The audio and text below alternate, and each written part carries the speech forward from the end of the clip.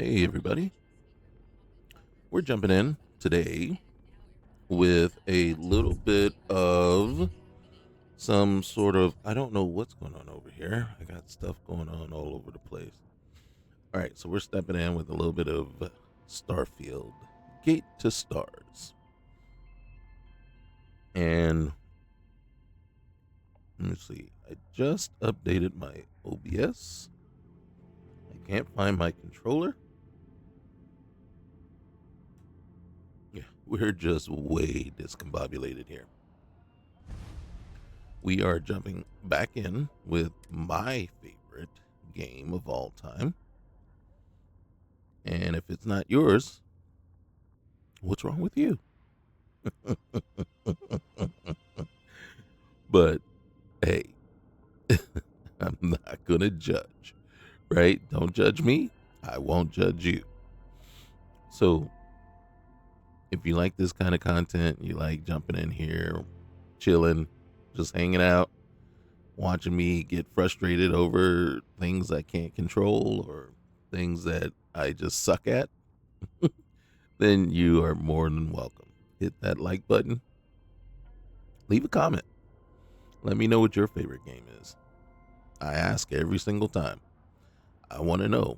I really do. I want to know what is the best game ever created. I have some.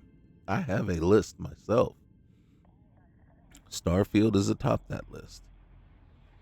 But if you ask me some of the best games that like I've ever sat down and played and just reminisce on and want to go back and say, man, I wish I could play that again, or man, I wish they would put out a up to date, updated version of it. I always think back the first time I ever played Wizardry. I was hooked. And then, wonder how long ago that was? That was back in 1987, I think I was playing it. Might have been 88. I think I was. Now, it had already been out for a while when I was playing it in 88. But I was playing it on an Apple IIe computer. The game was on a floppy disk, a floppy drive, right? And it was text based. So it wasn't even, there was no visual. There was no visuals. And I loved it. I just, you know what I mean? You had to have a sheet of graph paper with you so you could plot out the 30 by 30, 32 by 32 grid that it was based on. Each level was based on. And I played that for hours upon hours upon hours. And then shortly after that, Dragon Quest on the Super NES was another game that I was just so hooked on. And then after that, I think my first computer I ever owned myself, my first computer was in 1996. It was a 486. Yes. Or was it a Pentium? That might have been my second. And I just remember I had 1 gig hard drive.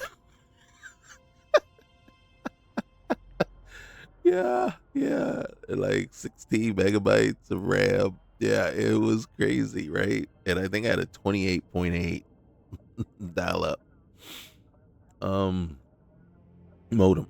So, yeah, that was, and then the first game that I was playing on it, and I would play sometimes 3, 4 a.m. in the morning, especially on the weekends. And it was Elder Scrolls Daggerfall. And you get in there and you jump into just go into a random dungeon. And then 2, 3, 4, 5 hours later, you're trying to figure out that switchback so you can get yourself back out of there. You know what I'm saying? Because it was just so crazy. right? Nothing like the games today. So those games, the feeling, the wonder, the just in the depth and the agency for your imagination at that point in time, because that's what you really truly needed. Those were the games, man. Those were, and then eventually I discovered Mass Effect. Holy cow! And then Dragon Age. So the original Mass Effect and Dragon Age. Now, here's what I'm gonna say though. So I enjoyed Mass Effect, all three, and then I actually enjoyed Andromeda. I think better than Mass Effect. Now, it's kind of funny because with Mass Effect, you know how you just that game had replayability. You could pick and choose, your love interest and everything, and that was one of the first times in the games that you truly, truly were picking, and wooing someone and choices and stuff like that. Excuse me. And I remember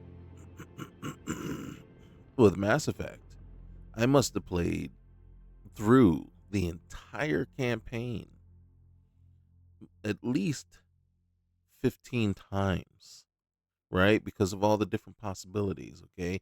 Running through a female character, running through a male character. Am I going after Ashley? Am I going after I can't remember her name now, the blue girl, right? And then in Mass Effect 2, when they bring in Miranda, who am I going after there? Right? And in Mass Effect 3, when you wrap everything up, right? Who you going after? Then no one. And then the fact that you couldn't go after the Phantom Girl, call her Phantom Girl, but the right? Or you had to do certain things that I could just never figure out how to get that one going. And then I actually truly really enjoyed the change and the swap up for Andromeda because with me with Mass Effect, the original, you know, Shepard was this go-to albeit just hero for the ages, right? There's nothing he can't do, he or she can't do. And by the third iteration of the game, it just kind of played out for me. It's like, oh my god, yeah, okay, I'm a badass. Okay, yeah, I'm awesome. Yeah, yeah. There's no one better than me. Yeah, if somebody's gonna get it done, it's gonna be me, right? And then that just got to be kind of tiresome and annoying, right? And then it just was so the lean of it, the spirit of it. It was just too much. You know what I mean? It's kind of like I used to read these novels, the Legend of the Seeker, right? And well, it's actually the Sword of Truth novels with by gosh, what is his name? Goodkind. And I must have reread the first 12, right? And I listened to them on tape. Audible. And I must have listened to the first 12 in the series. I would, while I'm working, they would just be playing in my head, right? Playing in my ear, just constantly, constantly, constantly. And I must have gone through that must at least 10 times. This is how much I loved those novels. And then, the new ones came out. And I think we're probably on like the 17th or 18th novel in that series right now. But at some point, I just got tired of Richard being the go to. Everyone was the best at what they did. Every single person was, the most beautiful, the smartest, the best, the most attractive, or the most dangerous or whatever. It was always the most. And it just got annoying after a while. Why can't you just be evil? You don't have to be the most evil person out there. Just be evil. You know what I'm saying? You don't have to be the best or the most powerful wizard ever born to man. Just be a powerful wizard. You know what I'm saying? And it just gets tiresome. In my opinion, it just got tiresome after a while. And so, I fell off. I can't read the rest of them. And so, meet Hadrian at New Atlantis. Okay, so that's the next one. All right. I think we're gonna go check out this refurbished goods first though, I think we're gonna go there and see what that has in store for us first. Into the unknown, sir, has asked me to go to the eye. Okay, good. All right, so we've got all that done, and not all this done, but the initially first one. Okay, so now we know what we're gonna do. One of the things, like I said, so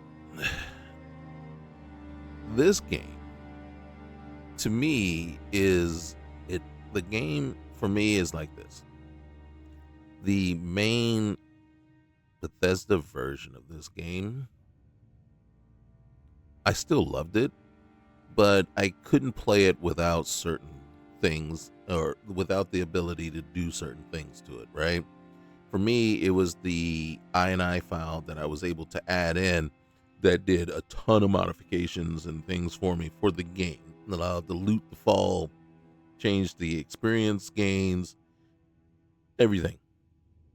So that allowed me to actually enjoy the version of the game they provided us. And then mods, when mods were finally able to be added and everything like that, it allowed me to really, really enjoy this game. And then eventually get it to a point where it's like, okay, this is how the game should have been. That's not okay. And I say that is not okay simply because I'm an advocate for, you need to put out a polished, complete version of the game when you put it out. People pay money for this. People are expecting money. People, when you pay for something, you're supposed to get what you pay for. I don't care that you got business people on the other side who don't care about gaming, pushing timelines and things like that. Okay? It's an excuse. And it is an unfortunate part of that business, right? That greed has jumped into the forefront of things, just like everything else in this world. Greed is the driving factor for everything. People just won't say no to money. Will I say no to money? Well, here's the thing. There are three things in this world that there are only three things in this world that I will do. One are the things that you just have to do. You have no choice. Pay your rent, pay your mortgage, pay your bills, right? I have no choice on those. Pay my taxes. I have no choice in doing those things, so I do them, right? Not willingly, but I do them. If I want a roof over my head, I got to pay my mortgage. If I want food in my belly, I got to pay for the food, right? So those are things you have to do in life. Then there's the things I get paid to do. I go to work. I don't want to work. No, who wants to work? Unless you found that job, right, that you truly enjoy, right? And it's true. If you found that job that you truly love and enjoy doing, then you're not working. You are getting paid to do what you love, right? I'm a business analyst. Okay. You know what I mean? I'm good at what I do, and people pay me to do it. So there you have it, right? And I'm not trying to boast or brag on myself. I'm just saying I'm good enough that I have a job and people pay me to do it. And so I do that. So I'm getting paid to do it. And then there's the things that I do because I want to. My wife, she's a employment specialist for a school district here. And, a lot of times she'll come and ask me questions and things and help on spreadsheets and just process stuff, things that's what I do. That's what I get paid to do. And, and then I help her because I want to. Not, and we could say, well, she's your wife. You got to. Like, well, yeah, I got to, but I want to. The type of person I am, I want to sit with you. I want to work with you and pass on any knowledge I might have or any tips, tricks, anything I got. I freely am more than willing to sit with you and pass it on. Okay. So, and then I tell people this, like, somebody says, hey, can you help me with this? Or, hey, can you do this? And then they always say, yeah, I'll pay you back or whatever. And it's like, look, if I say, yeah, that I'll do it, it's not because you're going to pay me back. And as a matter of fact, you don't have to. If I say, yeah, I'll do it, it's only because there's only one reason. It's because I want to. If I help you with something or do something for you, it's because I wanted to do it. Because it falls into one of the categories. I'm getting paid to, I have to, or I want to. And where this goes is I'm not going to do anything that damages my spirit in that sense. Right? Now, even if you're paying me to do something, I'm not going to lie. I am not going to lie to you or lie for you or lie to someone because you're paying me to do it. And I disrespect every single person that does. That is the way I live my life. I think it's criminal that our public officials go out there and lie to us constantly every day. And I really do think we need to make it so that it is criminal that they are allowed to lie. We say there's a First Amendment right to say whatever. I don't disagree, but you don't have the right to yell fire.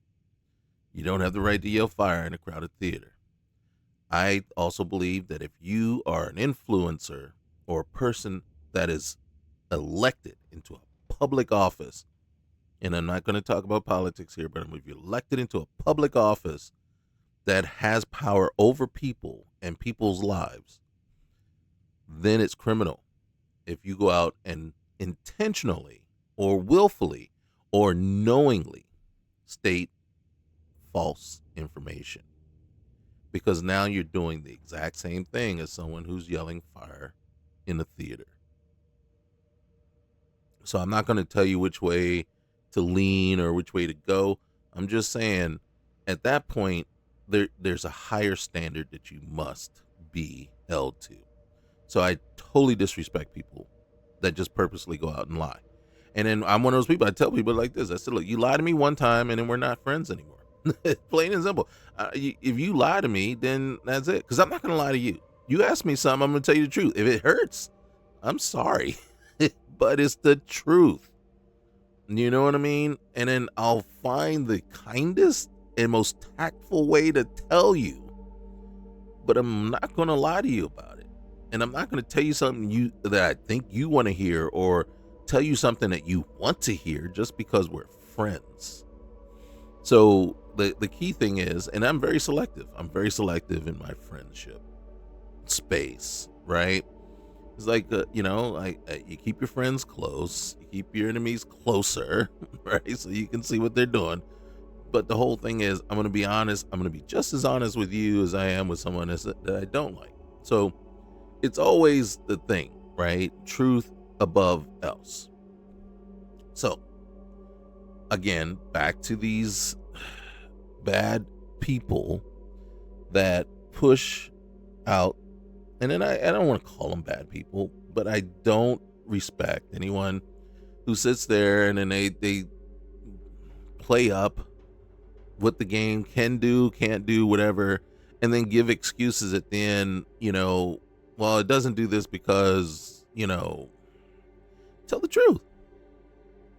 I am okay with you telling me, well, that we wanted to do this with the game, but we just couldn't figure out how. And half the time, that is really truly the reason.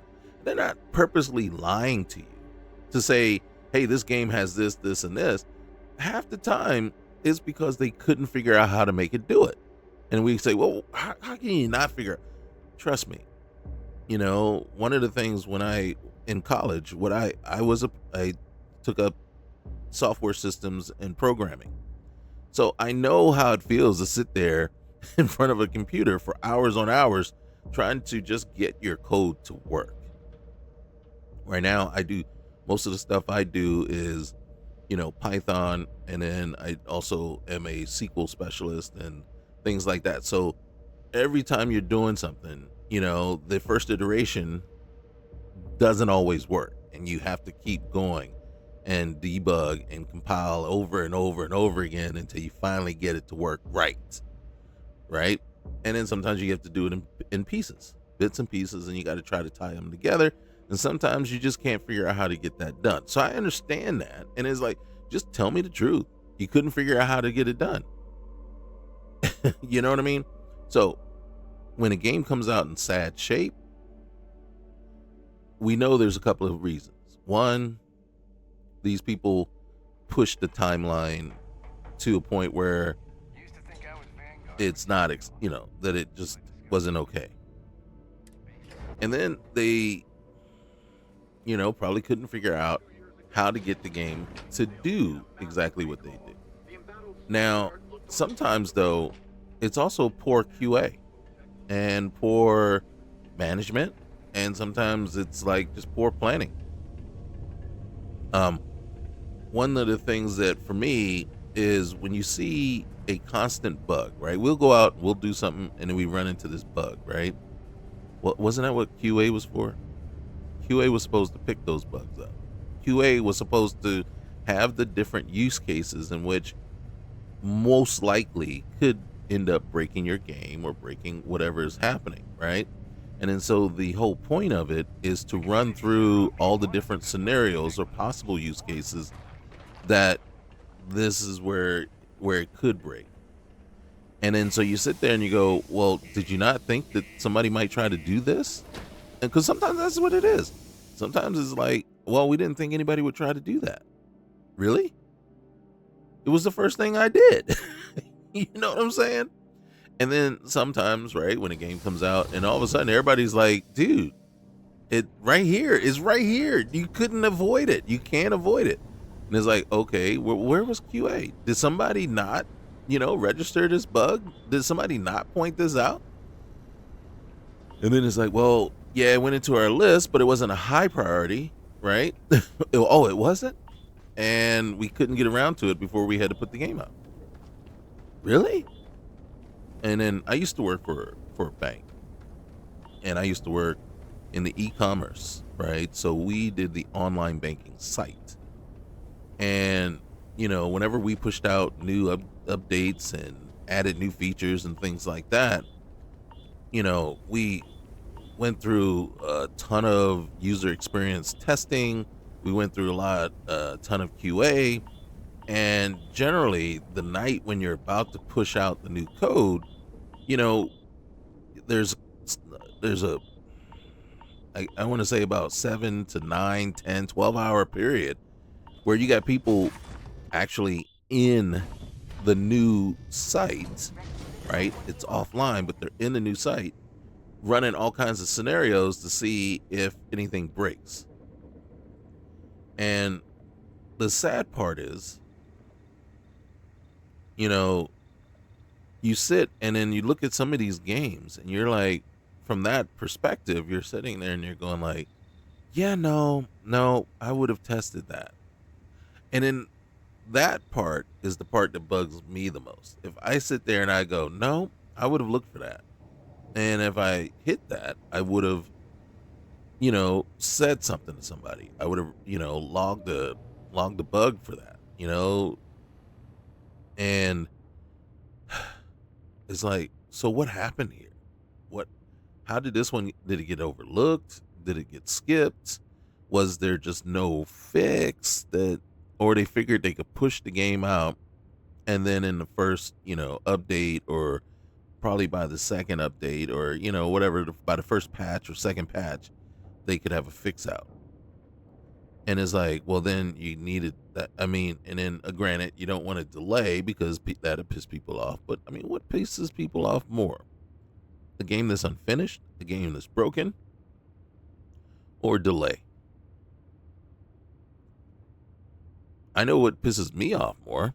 right? I'm more bothered by a broken game or an unfinished game than I am about a delay.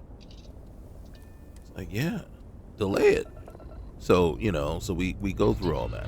And then yeah, so it's always interesting to me. And then for me, the classic for me is Madden.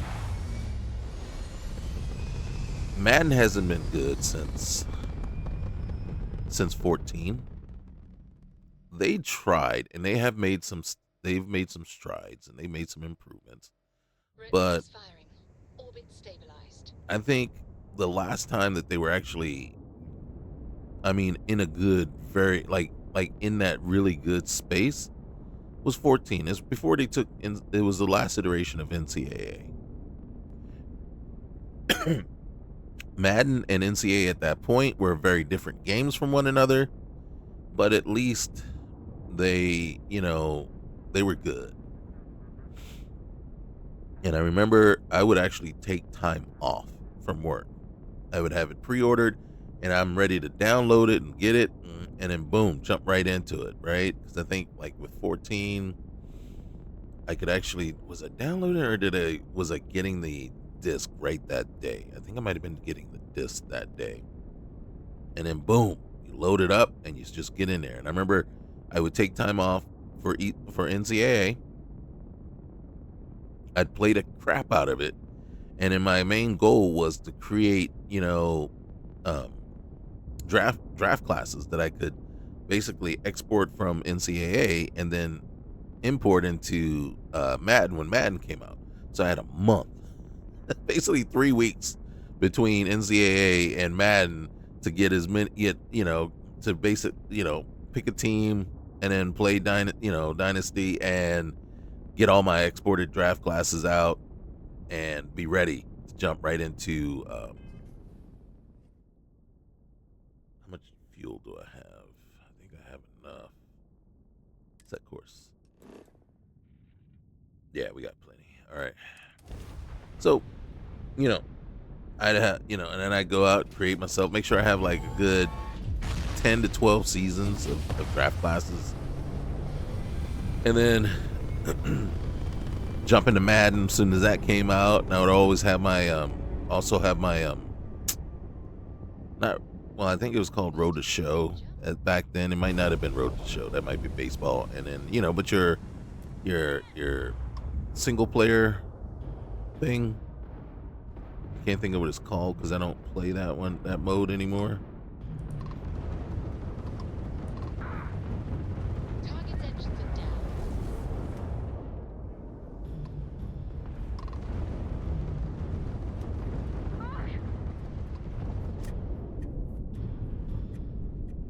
And then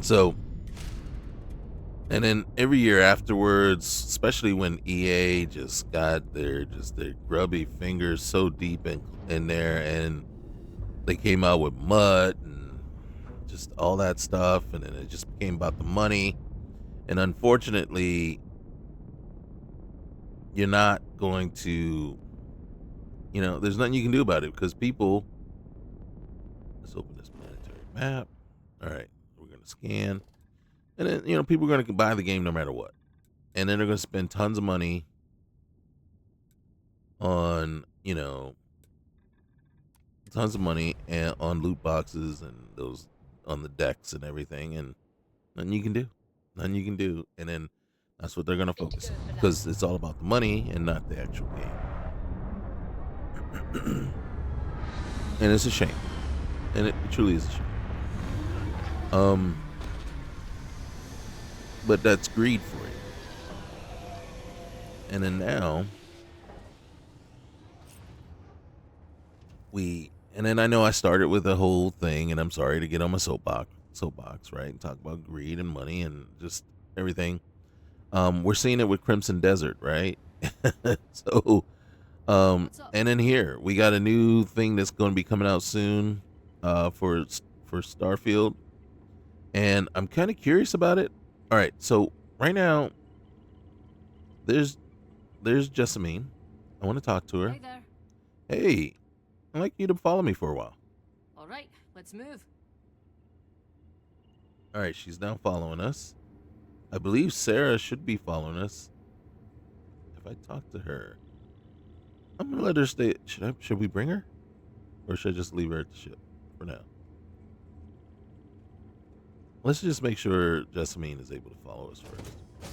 I might need. I'll probably have to rethink things and come back to the ship. And all right, what kind of planet is this? It is a moon, and temperature's 28. I think O2 levels are there. Oh wait, planetary condition. God dang, extreme solar radiation. All right, so we're okay. So they're both following me. Where am I going? I think this is where I'm going. Yeah, unknown. Desolate parapet. All right. So,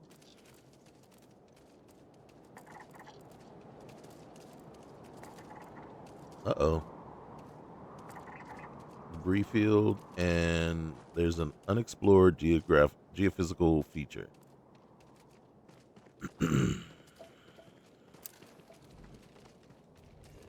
Why am I not taking the buggy? Because I got more than one person with me.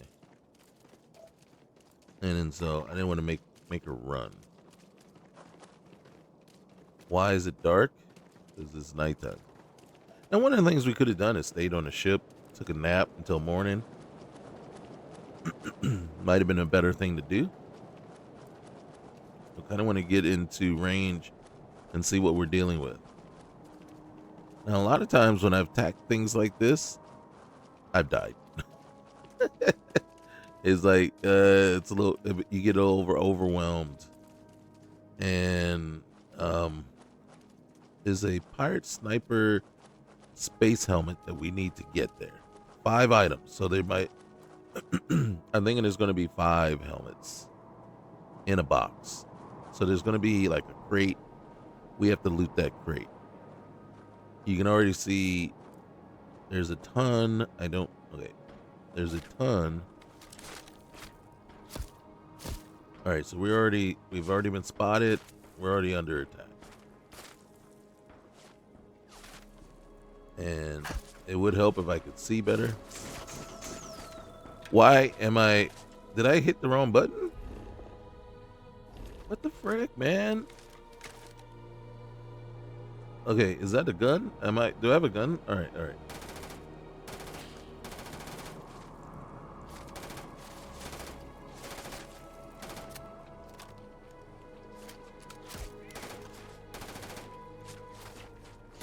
I'm sucking. I'm so out of practice here.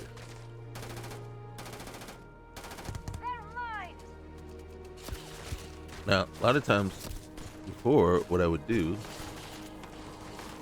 is I'd position. Oh, shoot. What the heck, man? I didn't. All right, here we go. This would be better in the dark, in the light time. Okay, that's not what I wanted to do. What's the button for my light? Okay. Did I just kill somebody? All right, I'm going to first person, so my light works better, but it's not really doing as much good.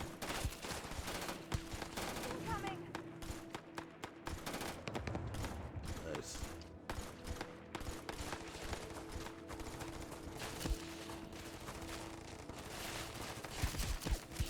All right, we're getting tagged. Yeah, all right.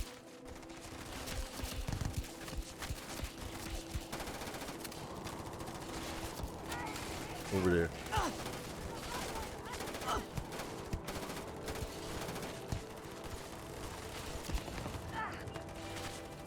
Where am I getting tagged at?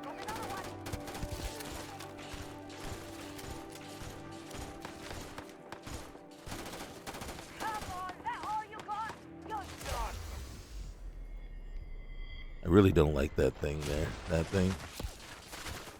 All right, we're getting tagged again. Are we getting? How are they getting behind us? Losing track of where everybody is.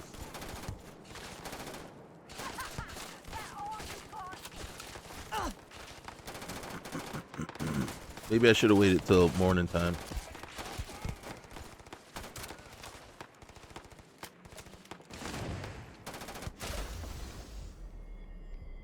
I really don't like that camera, that thing there. What server is doing right there?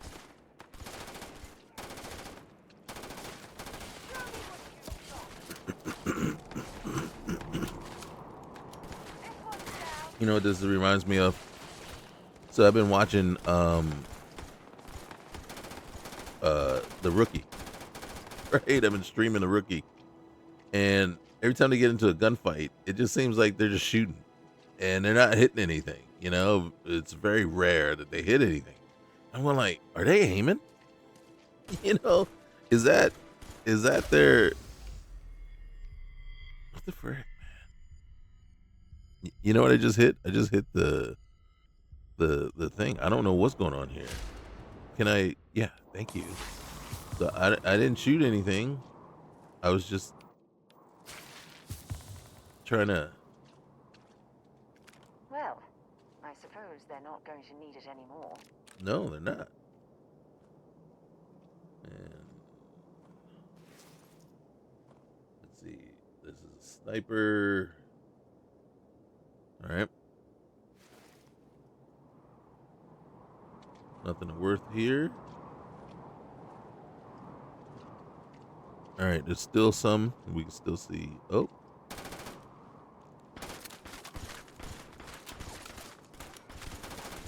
Yes.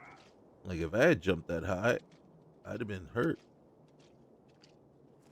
I don't see anybody up there. I know what you're thinking.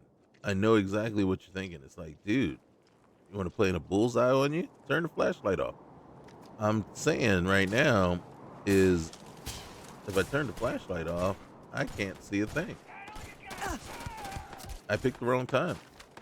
I picked the wrong time. Oh, God. You picked the wrong time to leave me, Lucille. So, yeah. We got bodies all over here. What's that noise? Is that us? Might be us. What's that moving over there? All right. So back to my list of games. You know, there's a certain type of game that I truly enjoy, and there's just some games, you know, that I find kind of repetitive in nature. That's why you always hear me say I'm not a Dark Souls fan or Sekiro or you know, games like that, just simply because to me it just seems very repetitive in nature. And I guess we can argue that every single game is probably at some point repetitive in nature. It's like go here, get this, come back, right? You know, I mean, that's just the nature of the beast, right? And then the longer or the bigger the game, the more repetitive technically it is. And you won't get any argument from me on that. You know what I mean? So it really depends on, and then I think the deciding factor for me, what makes this my favorite game, is why Skyrim is such a kind of a good game for me. And what it is the ability to mod it and change the game. Fallout, Skyrim, this one. Um, so that's one thing. But then again, this is the kind of game I've always been looking for, right? You know, I remember playing KOTOR back in the day, you know, and I just stumbled across that one, right? I didn't know anything about it. I just decided I'm going to play it and loved it, right? And I was like, oh, this is awesome. And then I remember going into, this is back in the day when, you know, remember going into GameStop and then, you know, I was just finished playing KOTOR. And I go, you got any games similar to this one? anything else similar to this? And the guy looks at me and he goes, well, um, how do you feel about MMOs? And I'm like, I don't even know what an MMO is. That's what that was it, right? Back then. And I'm like, I don't even know what that is, man. He goes, here, take a look at this one. And then so he shows me Star Wars Galaxies. And then I remember I take it home, I load it onto my computer, I jump in, and um it was then that I realized I'm not an MMO fan at all, right? That's not MMOs weren't made for me, right? And it was kind of funny because I started playing it and instantly, it's Star Wars Galaxies. And I was hooked. I was hooked. But the sad part and the dangerous part about the game was the requirement for the game was to continually, you had to basically grind. Go out and, keep leveling in order to improve. And then when I first started playing, it was random what 3 basically jobs or job skill trees that you would pick before it would unlock your Jedi ability. And then so how many times would you have to go? You pick one, then you pick another, and you pick another, and then you have to deselect one and then grind another until you found the right one that unlocked your the Jedi for you. And it was, Set aside anything useful and just leave the rest. but I was sitting there and I'm grinding away. Just, I'm going to be a bounty. I don't even know I can't even remember what they were. But I was, and I was just grinding and grinding. And it was funny because I tell a friend of mine about the game. So he goes and he starts playing it. And he's hooked. And, he's married at the time. And then so his wife is just giving me the side eye every time I see her. After that, because she has to contend with him being hooked and devoting so much time to playing it. And I'm like, and I just look at her and I just shrug my shoulders and say, I'm sorry. You know what I mean? And it was funny because I was dating who was going to who eventually was going to be my wife, right? So we were dating at the time. We just started dating, and the way it was working out was we could only see each other, a couple of times a week because, of our schedules, work, and everything like that. And then there'd be sometimes when her and her girlfriends be like, yo, we want to go do something. And at the time, I was just like, I was the most understanding boyfriend ever. I'd be like, oh, you do? Okay, no problem. And it kind of, inside voice is, in my head is going, yeah, all right, because I get to play, right? And so, I would just sit there and I'd play, it's like, okay, do I want to go out on a date or do I want to, do I want to go out with my girl or do I want my girl to come over or do I want to play the game? I mean, really, that's how much I was loving playing Galaxies at that time.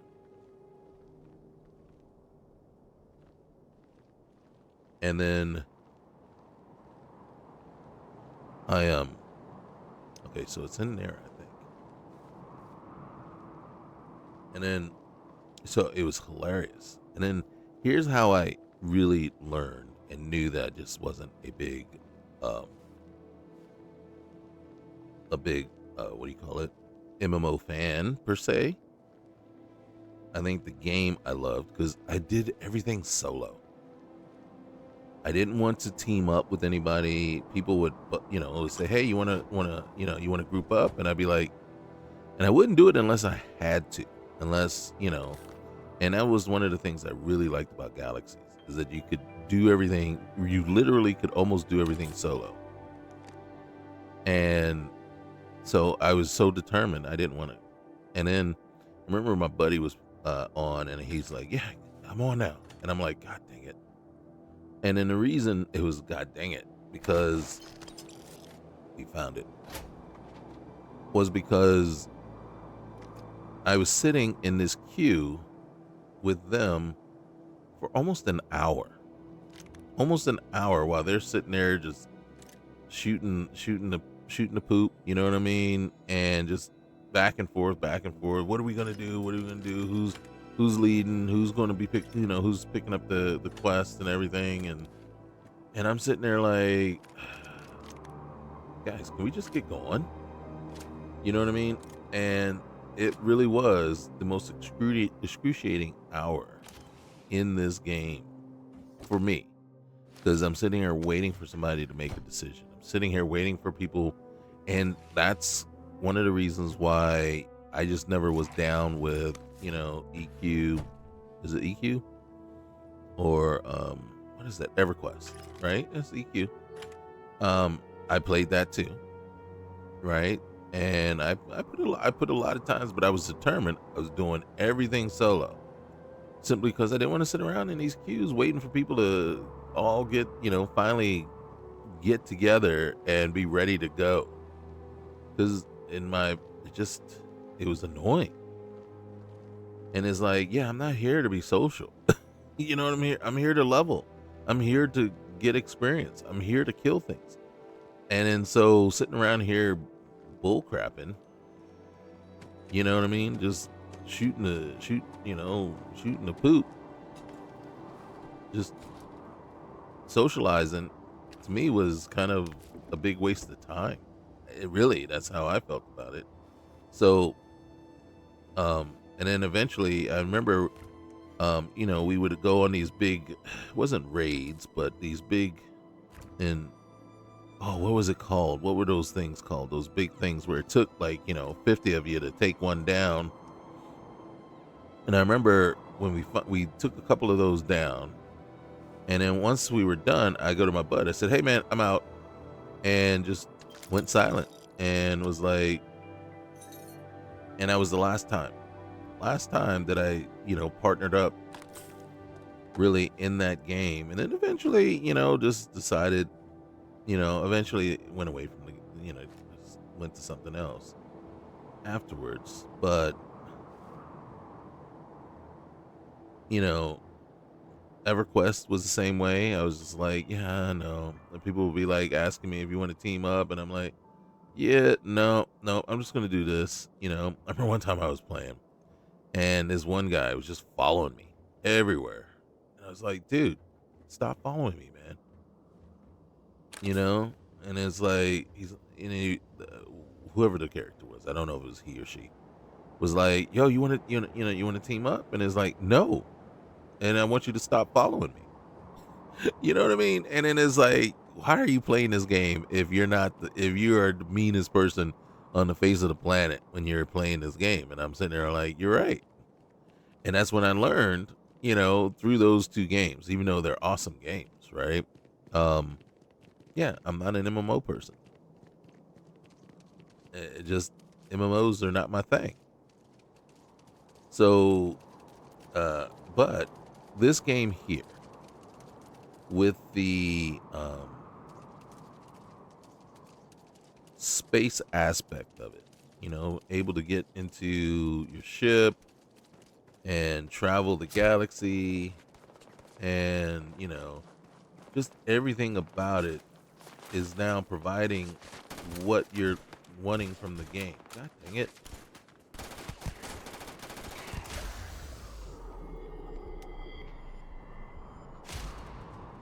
So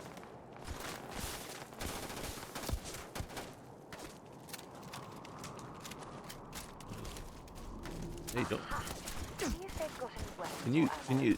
yeah, just take them out. Don't get them away. What is this? Oh, all right. What do you got on you? Nothing? Seriously? You got nothing? You got no weapons? Is this a ship? Or is this a bunker? Not a bunker, but a...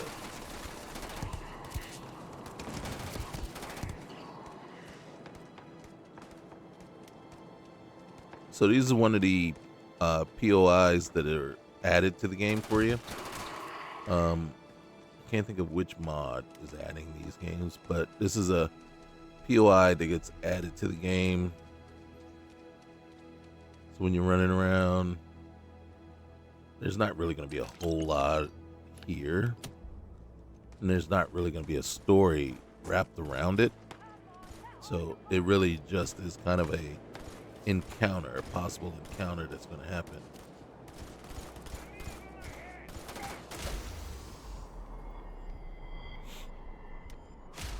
So yeah, with this game, there's a lot that you've got going on here that's been added, right? So you've got additional POIs like this that have been added to the game, right? But that's what modding is doing for you. And then you also have what's it called? Oh shoot, begins with a B. Bedlam. And Bedlam, what that does, it changes. Basically, it's supposed to change the encounters, or is that what it's called? An encounter. Um. So when you go someplace, there's increased chances that there's reinforcements there already, or that reinforcements will arrive. Also, there's chances that that place is already under attack by rival faction, and then there's a chance that there's pets at the place. So you see spacers now are right here. Now that is an ad, right? So it's not like they were already here, but the chances they came in, so they're either here to raid the place too, or they, that random will attack you too. Now they're here to attack you.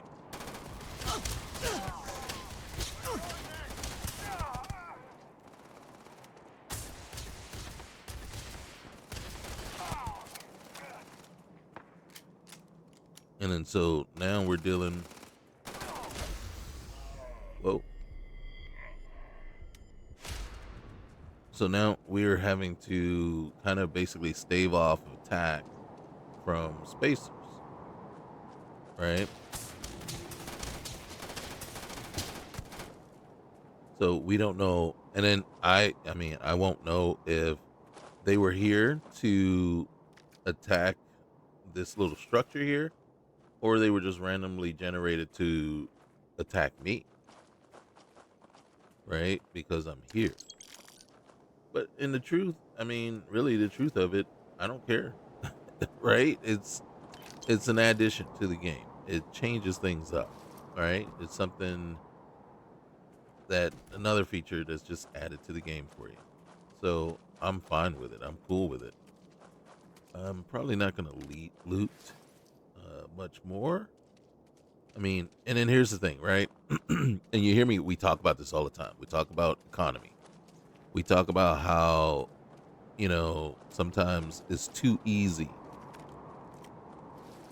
And I don't know how many people remember what Starfield was like when it first came out. But when it first came out, the loot drops were not what we are seeing right now, right? You couldn't do this, right? And as a matter of fact, if you remember how it looked, so we run up to, and let me see if there's another body we can with that I haven't stripped, we'll see. All right, so this guy here. So when it first came out, this was your loot drop. So right here, yeah, you got his gun, and that's it, right? And ammo. You come on over here, boom. Now in this one, because they're a higher level, you got some extra stuff. You got an outfit, you got their gun, ammo, and then a couple of cool things, right? But the boost pack, and then which one is this? This is a knife. So that would have been your that would have been what you got. That's the score from this guy. What we've done is we add in a mod that allows you to do this. And then you see how valuable this stuff is. And if it's really high enough level and better than what you already got, you can just swap it out. And because we're determined that we're not going to let you keep all your stuff.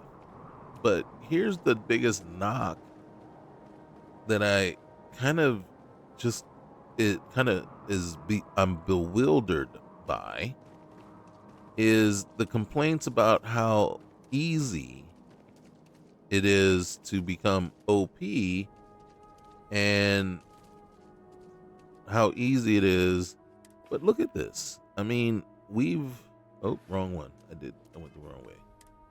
So in our settings, so we come out with the settings and everything, and then we allow our settings to be like this.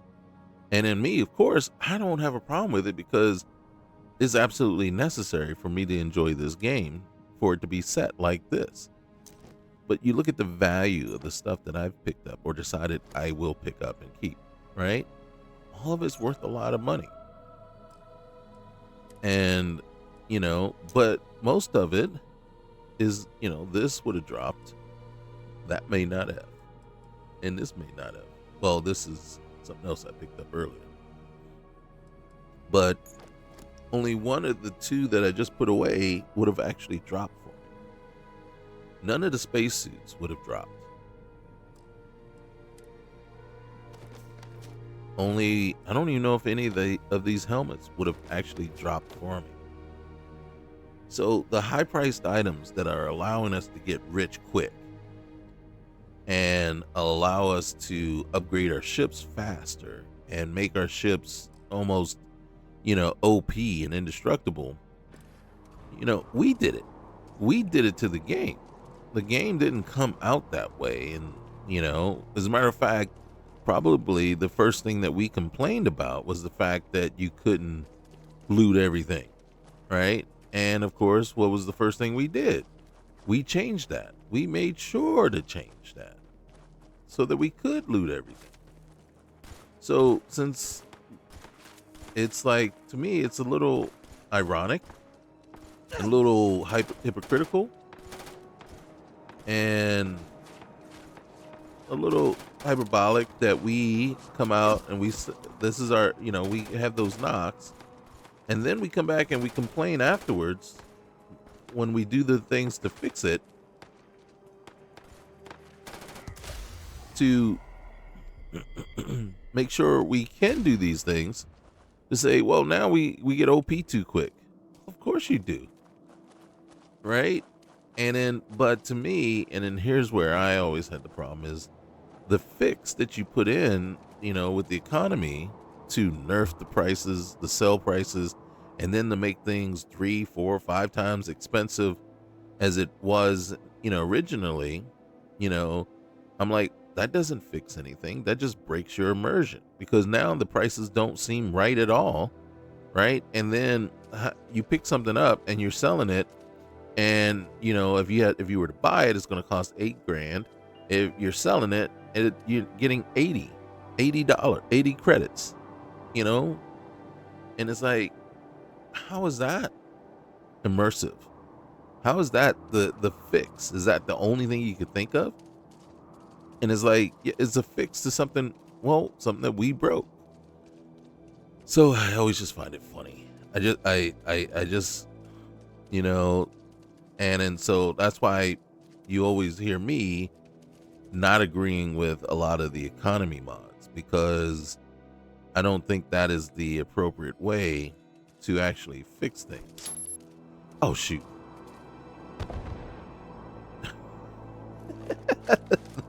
I hit the wrong thing. Okay. What I wanted to hit was, all right, is this us? All right, we're gonna, oh, it's not that far. Okay. Wait, hold on. There's a thing over here. Anything interesting in range? A few things.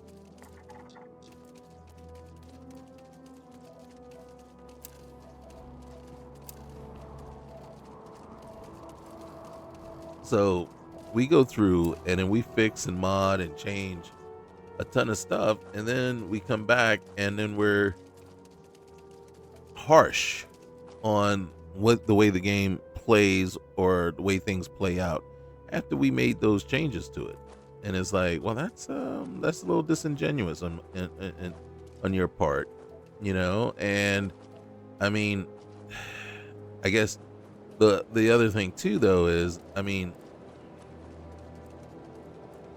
you can't argue against, you know, well, I guess you can.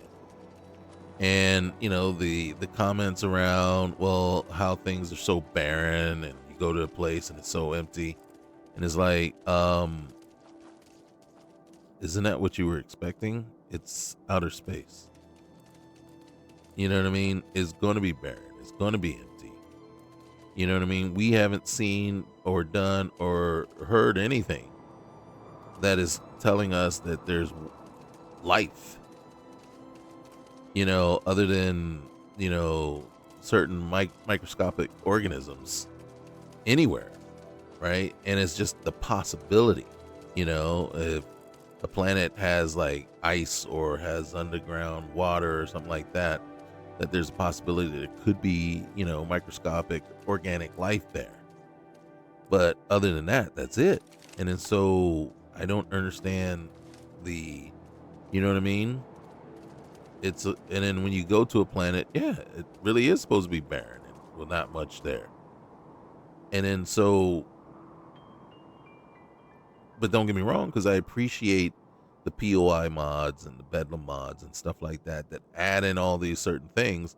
And then some people say, well, the redundancy. Yes, I do fault Bethesda for that, because they could have done it way better and they should have done it better. And I'm not against procedural generation, right? I am not. You just, it just has to be done right. And you have to do it right. And you have to spend the time and the effort, right? And then I'm going to call it assets. So each thing, each POI, right, should be generated by a combination of assets. You know, like if you were to create, say, and this is really literally what I would have done, I would have made sure that we created 200 to 300 different building types, right? And then if we're going to say that we're going to have certain geomes, biomes, and things like that, and certain places, factions, and stuff like that, then we want to separate and have a multiple, at least 50 of buildings that could be said assigned to this faction, this type of geome, this type of biome, right? And basically everything would fall in, and you would need the higher number of iterations of a particular set piece or asset for each of those, right? And then basically you program it so that the combination of those assets would basically spark kind of a code and can be traced. And you can look at the combination of those assets based on, say, certain keys for each one and ensure that that combination is only used once in the game so that it would not ever use the same combination again. Right? So then there would never be a statement that um oh shoot. I made that mistake. Um so there would never be that same, so you wouldn't be able to stay, and then we got to find 5 of one of these helmets cuz I stored them. I think I stored all my helmets and they're not identified as, so I don't know which ones.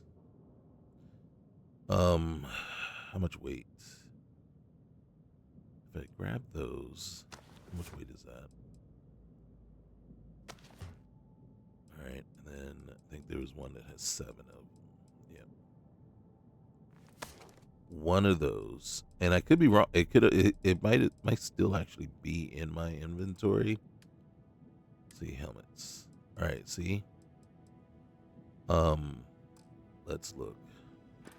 So, oops, wrong thing. And so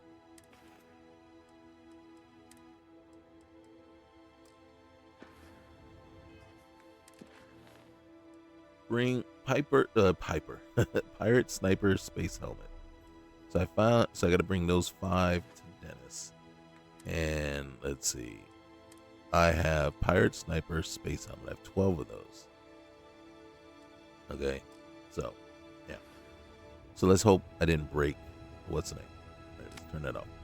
So, and then you have a, like I said, so each asset that's generated will have a key code now based on all the different combinations of assets to generate that one point of interest.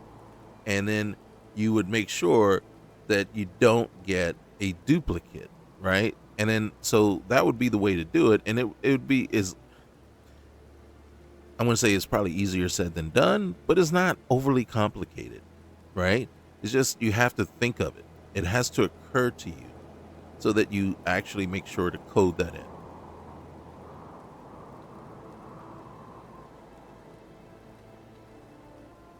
And I think that's the shortfall. I think that is the shortfall and the problem that you run into. So it's like, yeah, I want to do this. I want to make sure, we want to do this, but we haven't put forth we just didn't think of doing it that way or this way. And and then making sure, hey, and at the time when they were putting it together, maybe someone didn't think, oh, we think, that the system itself just won't put the combination together more than once. And then turns out it is. Now, I don't know. And again, I can't say that is how it is. I can't say that. Response.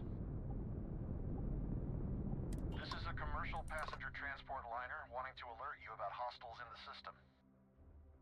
Oh, well, thanks. Yeah, I appreciate that. It's our company's policy. Us friendlies have got to watch each other's backs out here. You said it. Safe travels, stranger. You too. Thanks, man. All right. Well, little does he know, we're heading back to Sidonia.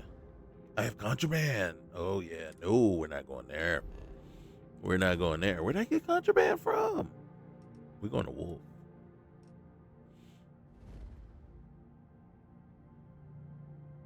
And then so again, I'm not blaming the procedural generation for it. I'm blaming the implementation, the actual work that they did with it as to why this didn't work or why it was so poorly done.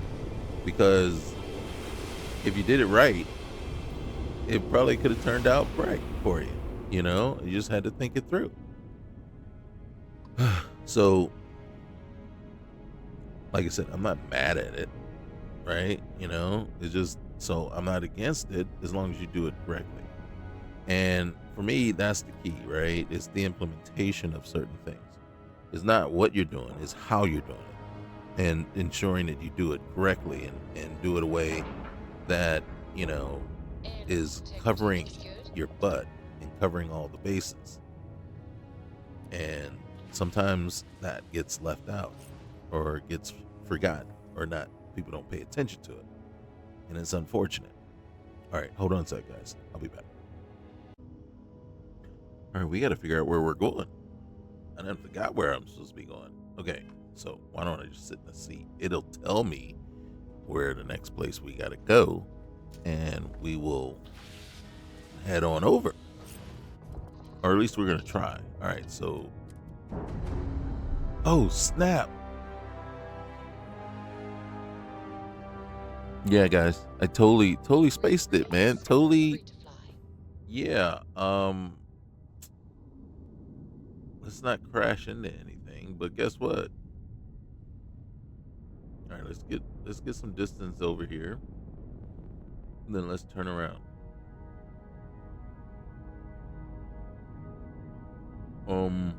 Hello? See, this is what space is like. This is truly what space will do to you. All right, so here, let's do this. I'm gonna gonna shoot way out here. All right, boom. All right, then we're gonna try to turn around and let's look for the planet. Let's look for the planet while we're out here. There it is. There it is. And then within the realm of the planet, all right, we're going in reverse. Yeah, I know. We're back it up, back it up, back it up. Where did the den go? Oh my God. Don't tell me I gotta go. All right, so this is a cautionary tale. Okay? Where guys, seriously, I've lost the den. I think this is the very first time ever. Oh, there it is. There it is. Okay. We get like a true taste of the vastness of space and like how easy it would be to get so turned around and so lost just with from a simple movement. And then what we're talking about is, right, I undock and I move out just a little bit and I shift one way or the other real quick, not paying attention, Let's cycle that airlock and get aboard. and boom. I mean, could you imagine being out there in the darkness, in the black, and just you lose your point of reference, and then you get up and you like turn around and it's not there anymore, and then you're like, oh my God, Did a oh my hell of a God, job piecing and the then station back together you're after the just servants looking were around and sent around out. and around, and then here's the other thing: if you keep moving, you're just making yourself further out, right? And just Got anything you completely. need to offload? Trade authorities always buy. All Here's right. right here for you. So there's a change of We shift going follow on. all How do I know there's a regulated change of colony shift? safety protocols to the letter. Because he's heading that way. Normally he wouldn't, and Marcel is not there. So I'll let him complete his little trek over there. So we have this just in case, right? So we don't have anything actually stored, have much stored in there, which is fine. But let's go see I if know listening we're has not any a money. priority for the Vanguard or the UC. See if he has any money. Amos, Welcome aboard. I need to make a Sure. transition. All right, he has 11K. God dang it. I don't think that's going to be enough. All right. So, you know what would be nice? You see where we can see the yellow. So we know the contraband is on the ship. It'd be nice if there was a yellow thing on wherever it is. Oh my goodness. All right. Banned cosmetics? Seriously? Seriously, that's the contraband? All right, and you can see it's gone now. But hey, since we're here, might as well make some money.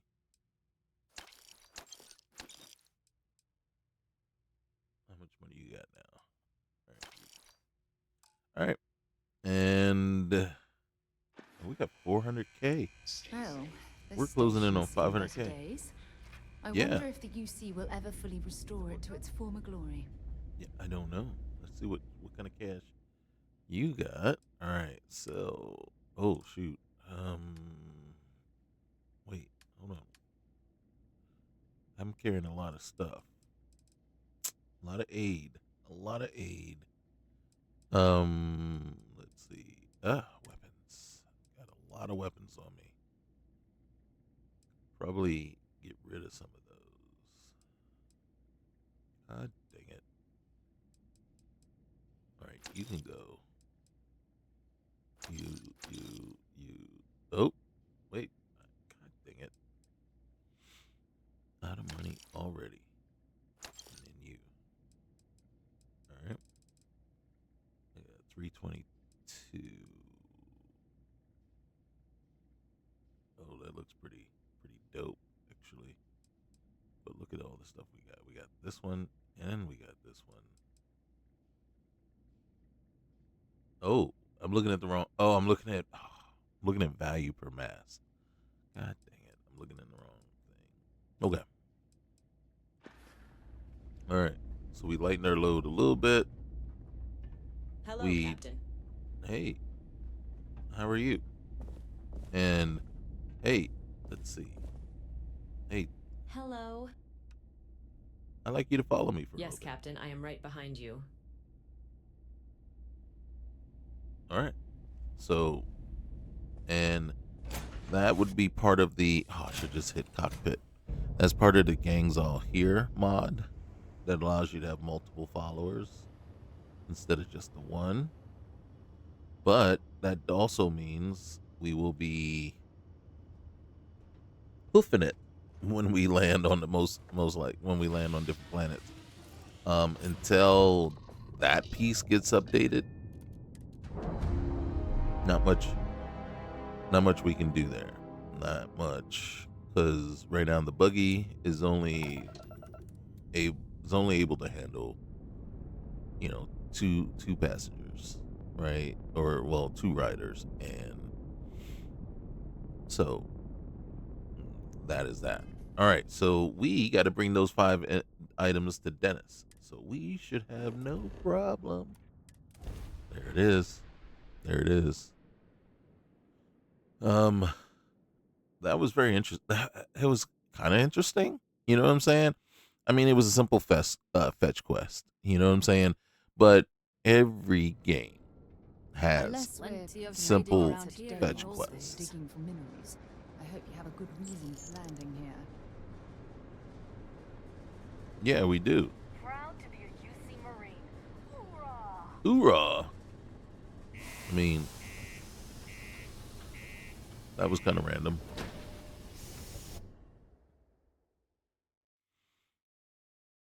Now I'm kind of wondering, why is Sarah giving me the big, like, I hope you have a reason for landing here. What the frick, man? Get up off my back. Don't be so naggy.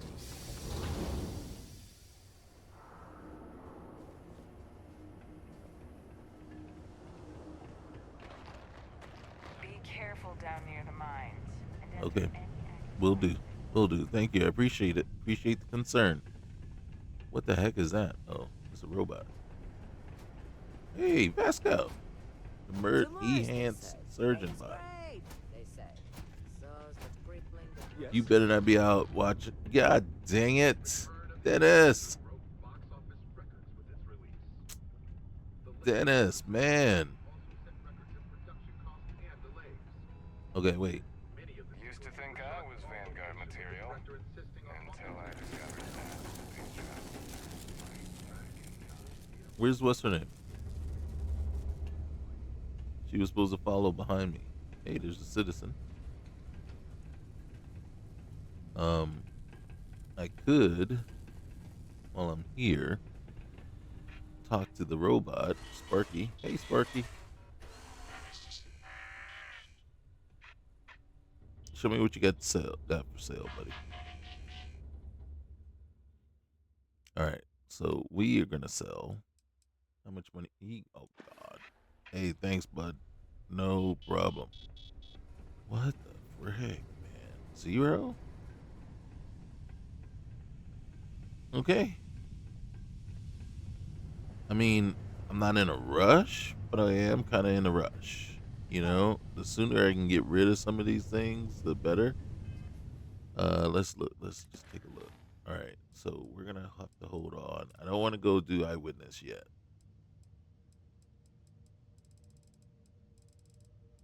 Okay, don't. Wait, what's this one? Recover black box at crash site on Tierna 8. Okay. All right. All right. Hopefully we got. Hopefully. Found a Hey, bunch of heat leeches, Manaki. breeding in the utility Where's station Dennis? the other day. Not gonna be able to get that image out of my head. All right, Dennis might have already gotten back, so we just barely passed him or whatever. We'll see. Bro, tell me you're back. Tell me you're back. tell me you're coming back, bruh. I mean, Manaki should not have gotten here long before you did.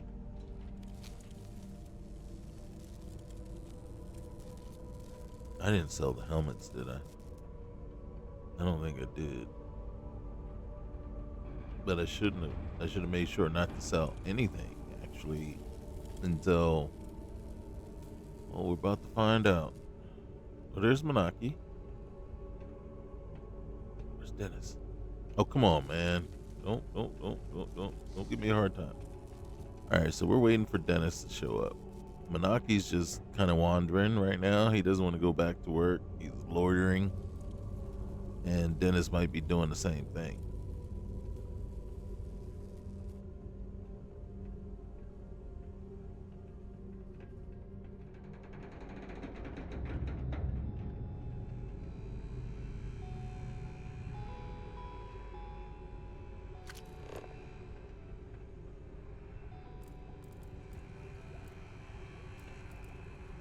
Oh, did you see that? Look, black hole boys. Black hole boys.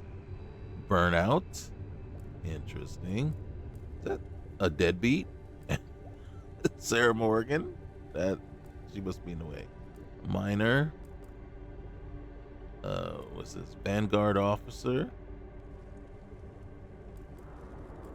UC security. A wastoid. Oh my goodness. And there's an Aurora Dillon. Alright. Alright, we gotta... Excuse me. Let's see what we got. Let's see what we got. Hey, Dennis! Friendo.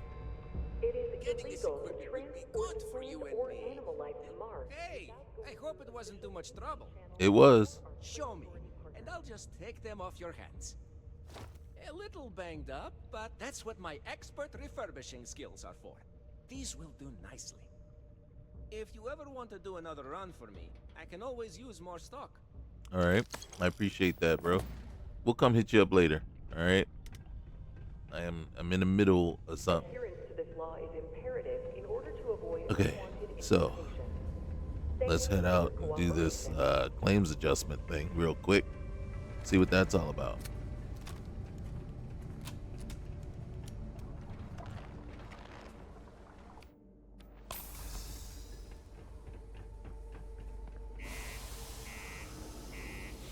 Yeah, get our health all the way up.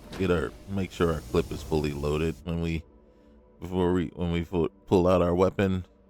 Don't want to pull our weapon and then have to reload immediately, and it's like, God dang it, as you're getting shot. What's up with that? What's up with that? All right.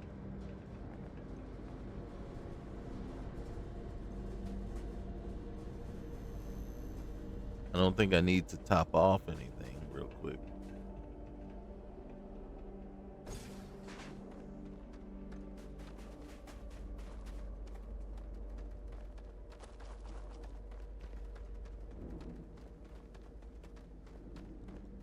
So I'm going to Tierna 8.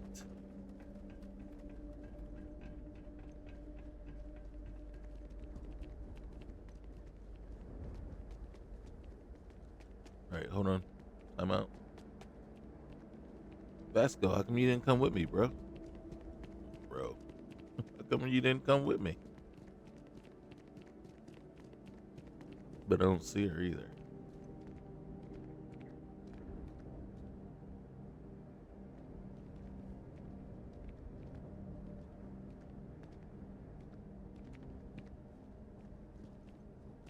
Interesting.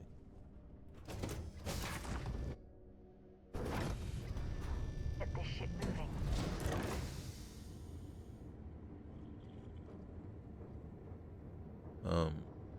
Excuse me, Vasco.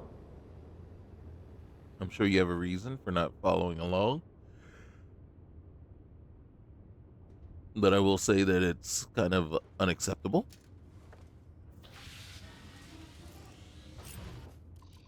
That you did not come with.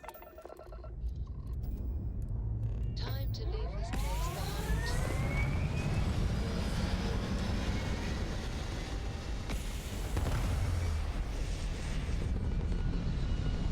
So right now in our journey, I mean, one of the questions is how soon do we want to go get Andrasia? How soon do we want to go get Barrett? And how soon do we want to bring on board ooh, I don't remember his name. Wow. Sam. Oh, yes. Right? All right. So we're doing the claims adjustment, set course. All right. We're still good on fuel. Alpha Tierna. We want to do Tierna 8C. Let's go ahead and jump in there. Jump in there. Now, we don't currently have any creations loaded. That is awfully loud. Now, creations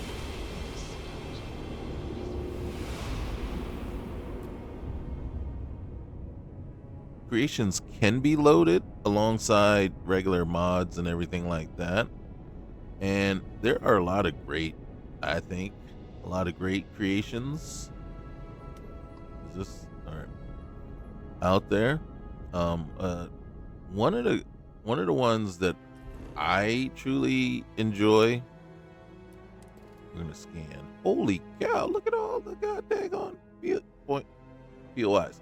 Now, I did have someone comment one time that, you know, it was kind of funny, and I thought it was hilarious. It wasn't hilarious, but I thought it was very interesting because it goes to my whole point about contradictions.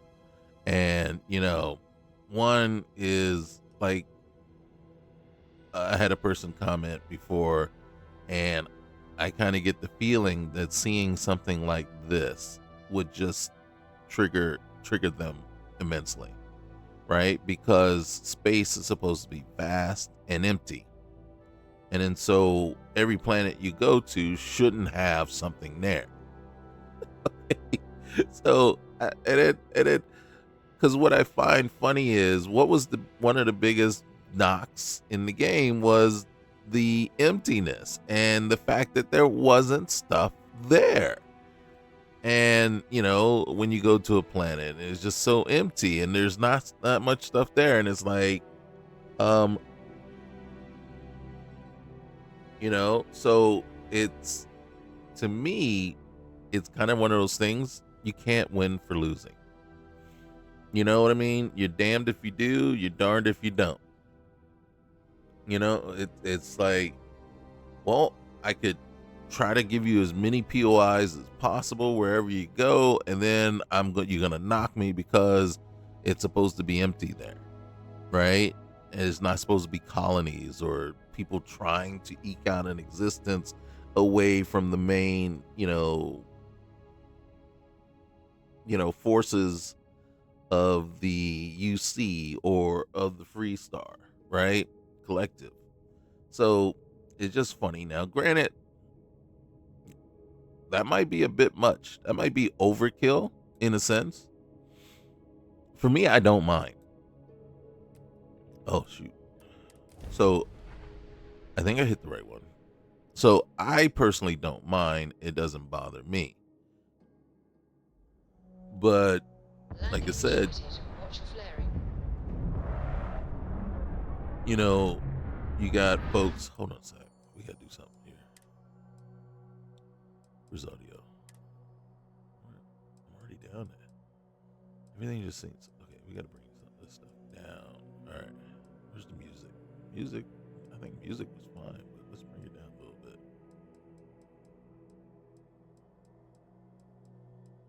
All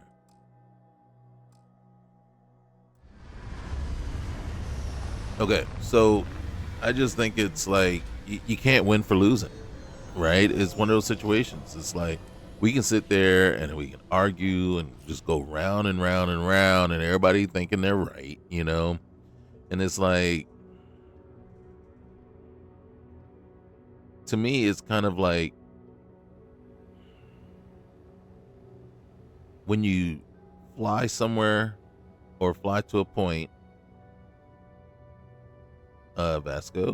Vasco. There you go. Thank you. So when you fly somewhere and you arrive and there's nothing there, how do you feel? How does that make you feel? Are you feeling um are you feeling disappointed? Are you feeling let down?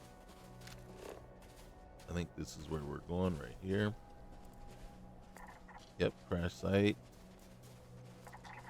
There's a storage yard right over there. So, and then I think that's a big thing, right? It's huge makeshift encampment. Might even check that out on the way out. Forgotten Mech Graveyard. The deserted UC garrison. So it's kind of like, well, how do you feel when you come across that? When you land and there's absolutely nothing there? Are you one of the ones that are, are fine with it, and it, confirms your beliefs that, yeah, space is vast and there's not much out there? Or are you disappointed because you land and you want stuff to do and your imagination isn't cutting it for you as it is? So what options do you have there? All right, so spacers. God dang it.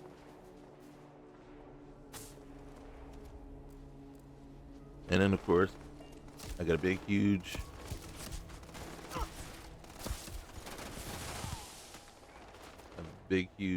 what's the name? Bullseye on me. Like, hey, can you see me?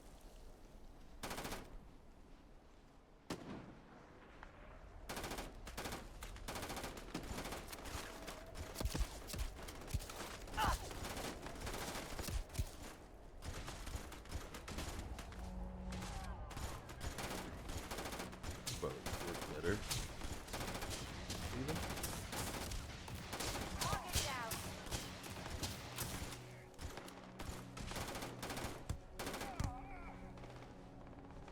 So it kind of, it's like, what are we doing, right? Oh, I hate that. I really do hate that. But if I knew exactly which mod it was, I would definitely get rid of that one.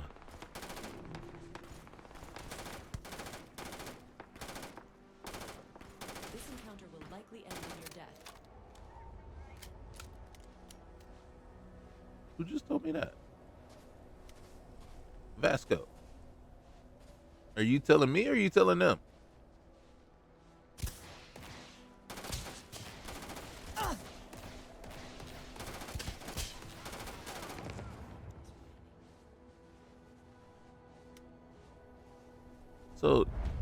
So again, like I said, I always say, it's, I guess I always resort back to the, or just,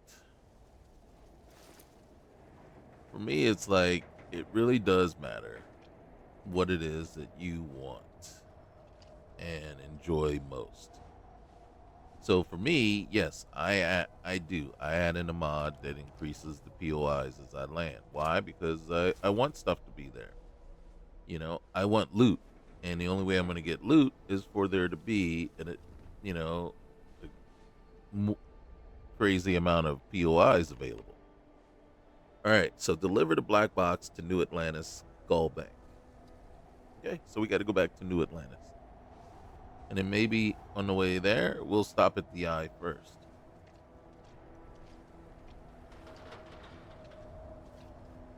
Mariner's Compass. There's a cat, nothing much. Driver. Now, I know what you're thinking. And one of the things that I could have done, I didn't do though, right, is when you land on the planet and you see that it's dark out, right? Because you can see outside the window. You can see if you're landing at basically nighttime on the planet. then what you can do is you can basically take a nap until daylight if you want it to be daytime. Right? So you don't have to go through this. Now we know our ship is back that way. So we're just going to come across here. We're going to, see if there's anything worthwhile to collect.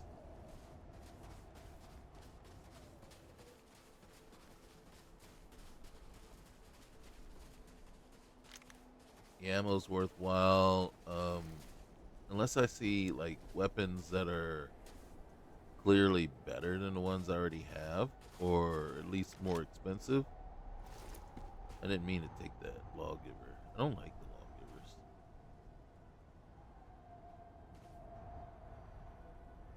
Look at this local mission data slate. So right now, when we take this, that should, yep, start up another mission.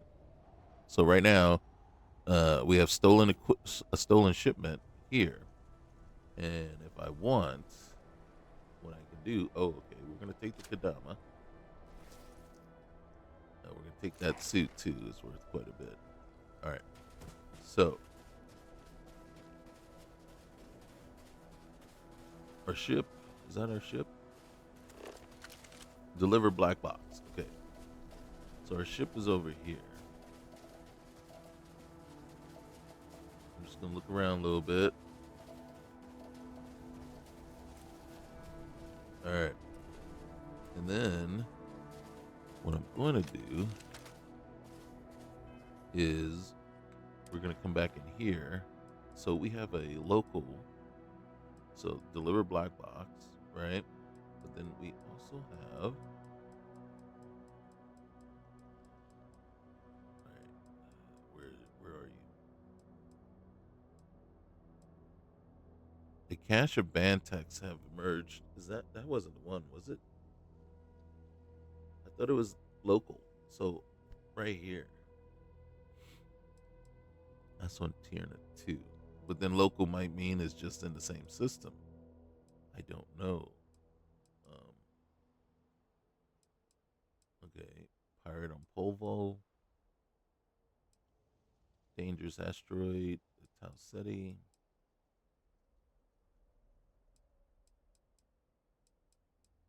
Okay. I don't see it. Oh, there it is. Stolen shipment. I recovered the antique from Dark Cave on Tierna. All right, Tierna 8. All right. That's going to point us over here.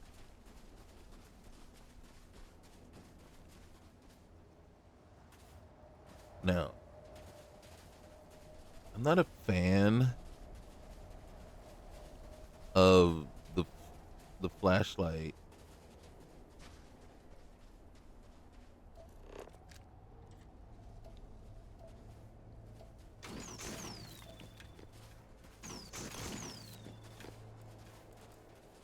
So I'm not a fan of the flashlight.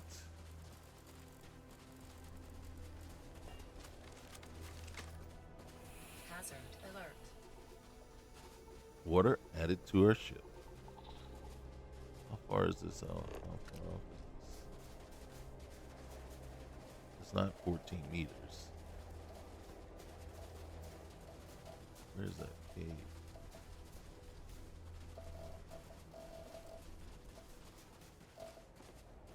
Scan any promising leads?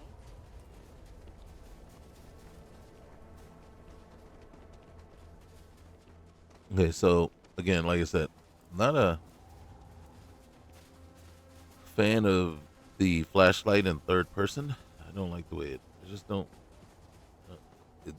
Well, it just throws me off. So it's not like it sucks or something like that. It just throws me off. Okay, so we got an abandoned mine there, but there's a cave up this way. And the sad part is, and then if we really did, if we wanted to, I could do a surface map right now. And so here we are. We're running to the next point. So it's local, but look at it.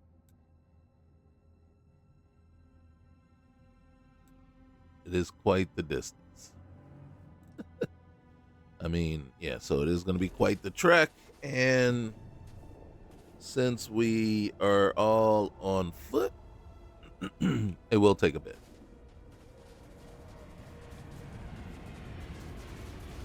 Matter of fact, might as well run. I'm feeling tense. That's probably because of that ship that's about to land there.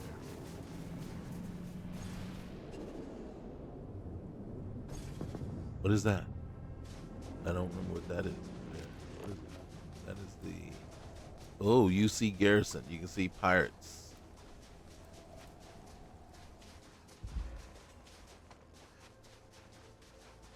Oh, shoot. I just wanted to stop running. Oh, shoot. Are we being attacked? God dang it. We are in trouble. All right, so let me go back to first person. Let's get down.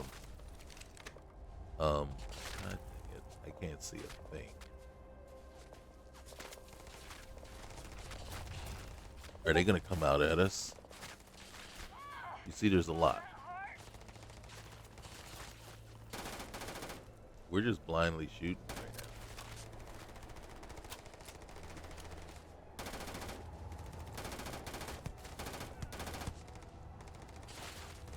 I advise a hasty retreat. It will save your life. They started this fight. Oh, sorry. Sorry. My bad. That's what happens when you run across the line of fire, man. It's like, stay behind me.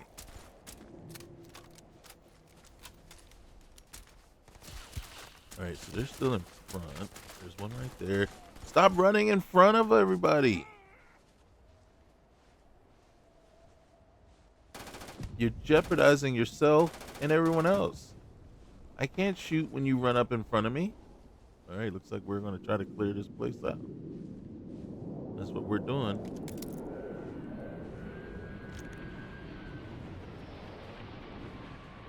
Listen. Oh my goodness.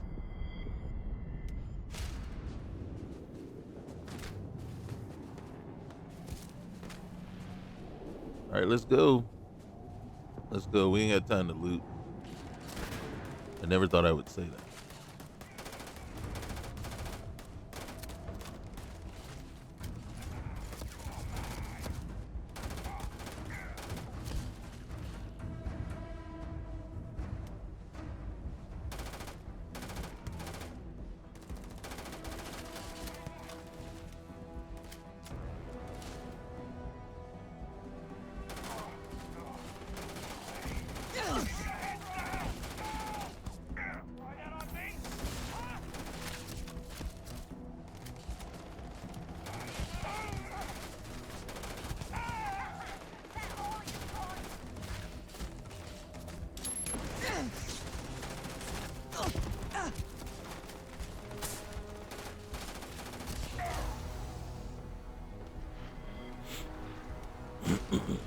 All right, we gotta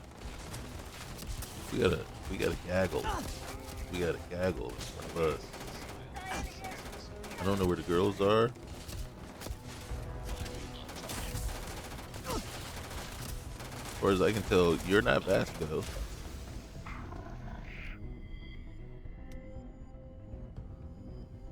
Uh-oh.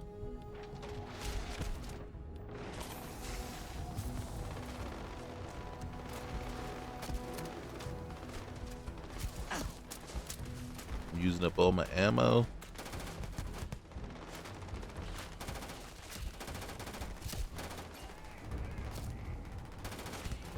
Enemy annihilated. You will be easily defeated.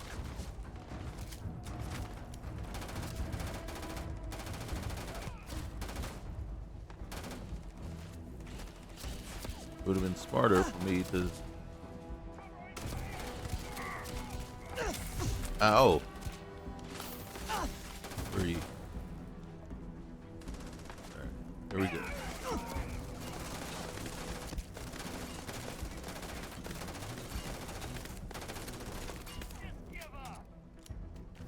Can't do that. Can't do that. Can't do that. It goes against my religion. I am Pit.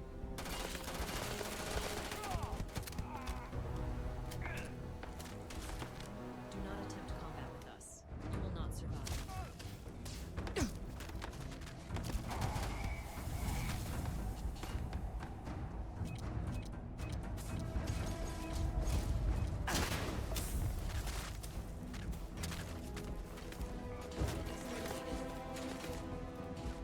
All right, we gotta figure out where we are. Gotta take the 0 wire. Can't just go in here and not take the 0 wire. And find out who's still shooting at us. Not statistically likely to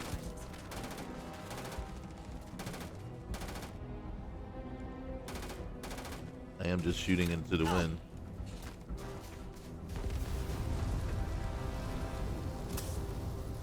Might as well take what we can.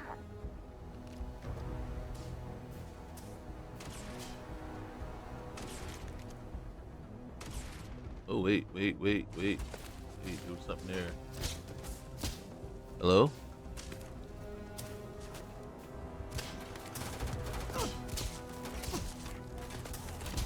I'm just getting pinged up. Alright. I don't see anybody else. Why can't I see them? Oh, they're way over there.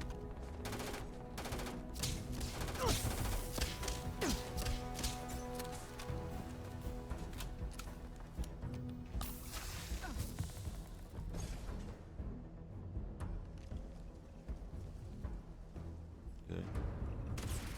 Oh, hey, how you doing? Let me get let me see if I can get some stuff off of you. Yeah, I will take that too. Oh, hey. How about you? All right. Oh, dang, man. Why you gotta be like that, man?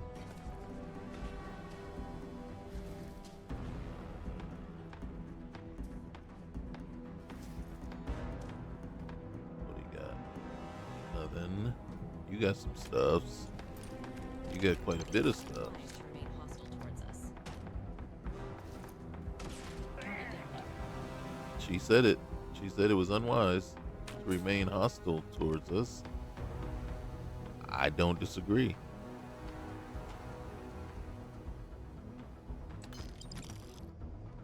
It's like, I didn't come in with any beef or anything like that. Well, I mean, okay. All right. Well, I guess. Anything? Nothing? Okay.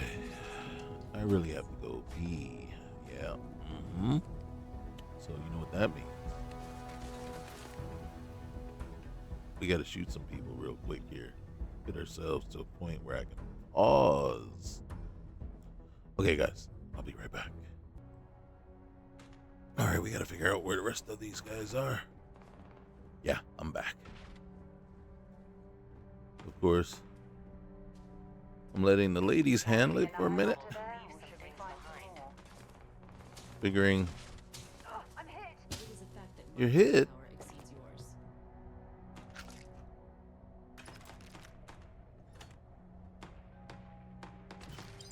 that is empty. Is empty. All right, who are you? That's Vasco, right?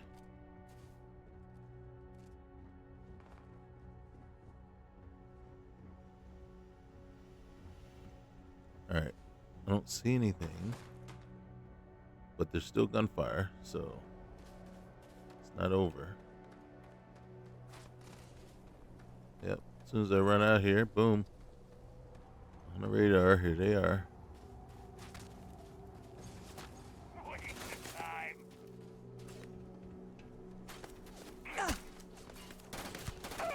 How was that close enough for you to swing and hit me?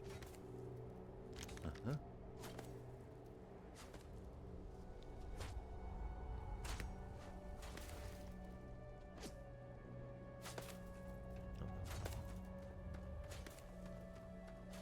They shoot about as good as I do, huh?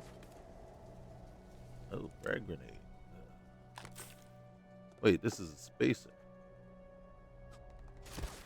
Oh, shoot.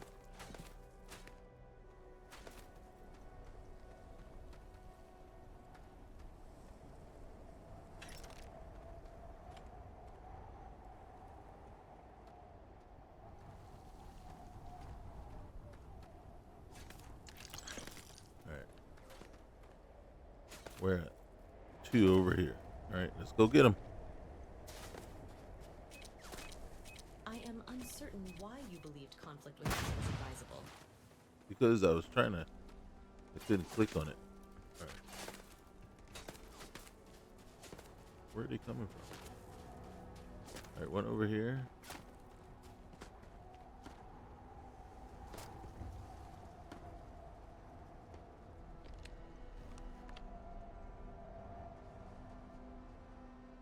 Over that way. Okay. 801. I didn't want that. Oh wait, what's in the The case? probability of your defeat is extremely high. Oh dang. You tell him. Oh, looks like you were right. Ooh. A little celebratory while we're out here getting shot at. Hey Vasco. Hey Vasco, can you take care of the person that's still shooting at us, man?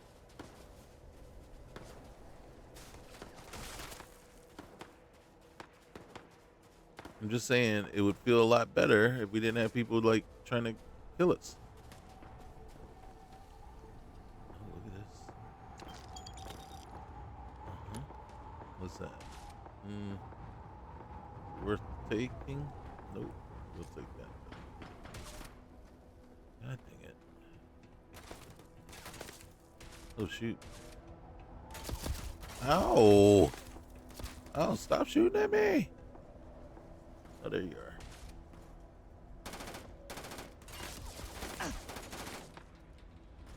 There you go.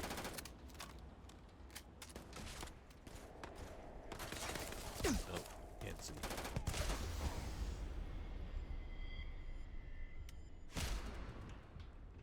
Alright. There's one more. Come on. Is that really what you want? You really want me to come up there?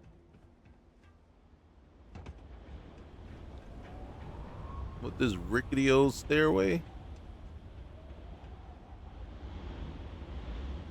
Okay. Officers. Ooh, that's worth a lot of money. Okay, that's worth some money. Okay. Binoculars. Let's go ahead and eat that. Alright. Heal paste. Drink that. Maybe the heal paste is for burns and not for what I needed. So I just wasted it. It's alright. It's all good. It's all good. Alright. Hey Vasco. You decided to come with us on this one. Probably good that you did, because we probably needed you. Alright. Let's see if we can get off this thing before it falls.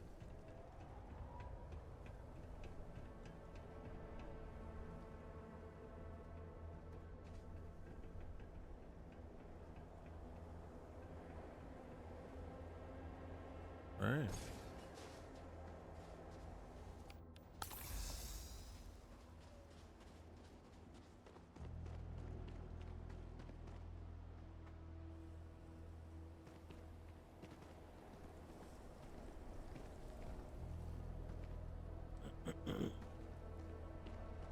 Okay, so normally we will take that. We'll take those. That's it. So normally that's what I would do. I would go around and basically clean up the mess, you know? Loot what I can. I mean, we are pretty much at our limits. And the key is the ship is also almost at its limit as well. So until we get more storage, god dang it. Until we get more storage,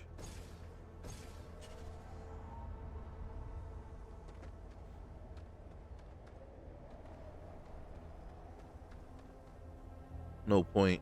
All right, we'll take the vacuum tape, knife, anything in there. The storage box is empty. Where's our? Okay. All right. So first things first. Let's do this. And this is exactly why I do what I do. So we can store those. I'm carrying it around for a reason. I don't know why, but I am. So, but we can get rid of these guys. We can get rid of these and this. All right.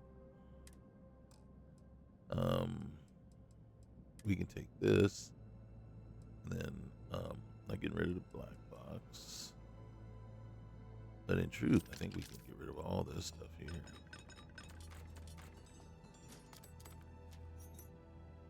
All right. And then resources. Boom. Aid. There's a lot of stuff we don't really need that I'm just holding on to. So basically starting right about here, and then we'll keep those, and then everything below.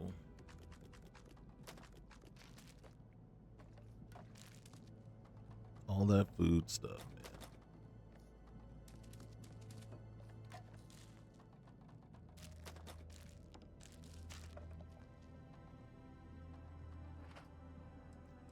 Now, also, so we got a ton of black coffee. I don't need all that black coffee.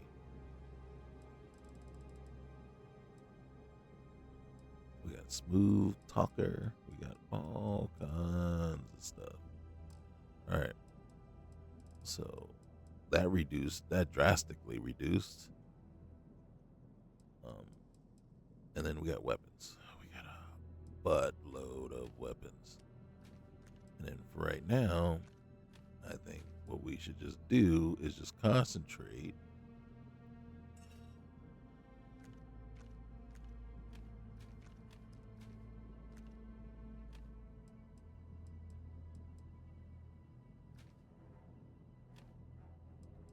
I think I stored a few things that I didn't need to, that I shouldn't have, but okay.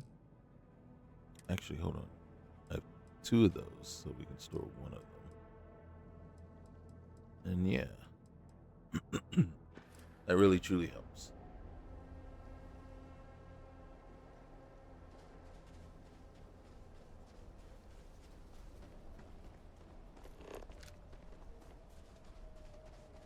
But I don't like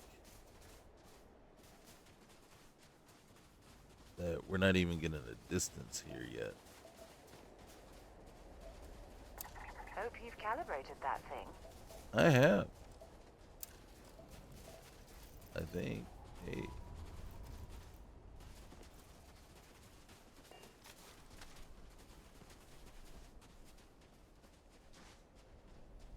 What is that floaty thing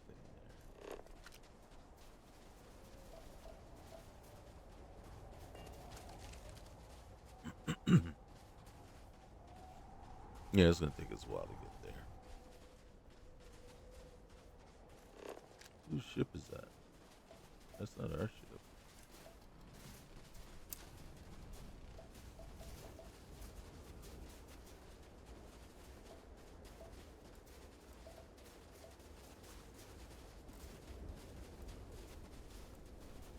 Oh shoot. Look at this.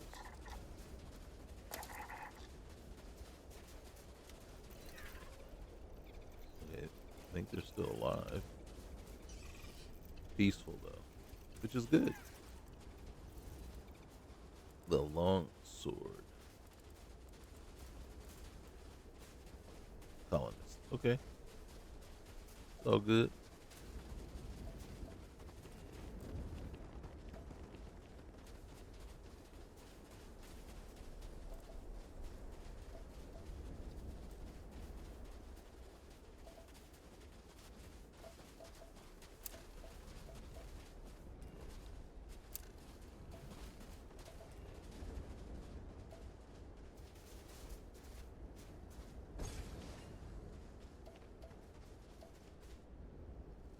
See, here's the thing that's scary.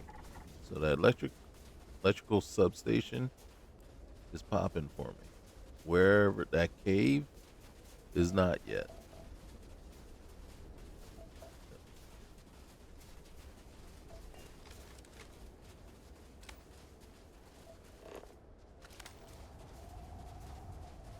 There it is. Hey, wait a minute. How do I run? I forgot how to run. Hitting everything but the run key.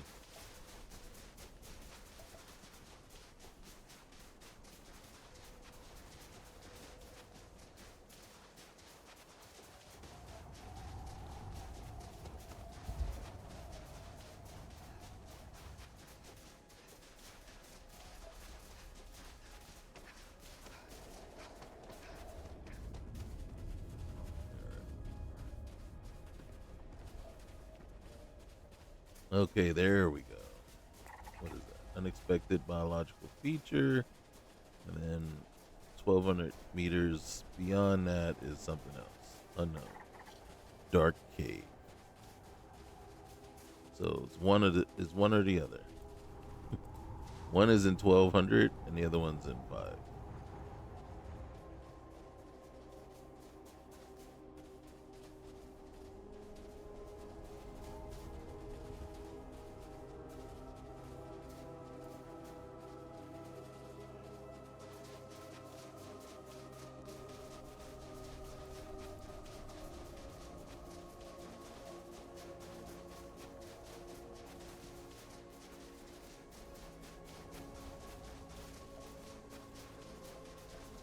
All right, let's see what we got. I think the dark cave is first.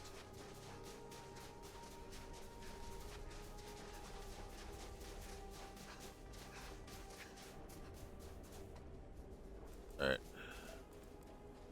Everybody keeping up? All right, cool. Cool. Means I didn't have to leave you behind. I'm very happy about that.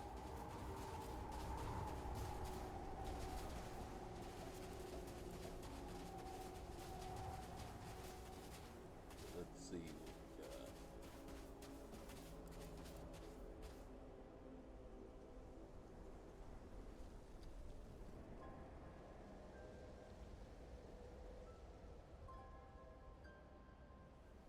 All right. Let's see.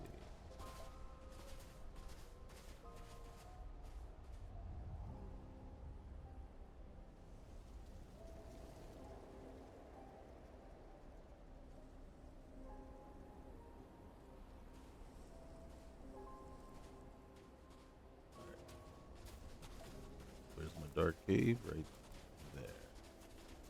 And we gotta recover the artifacts. What's over there?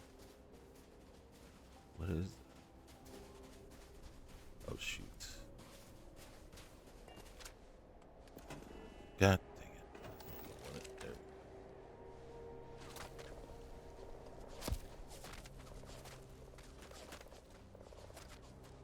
They're over here.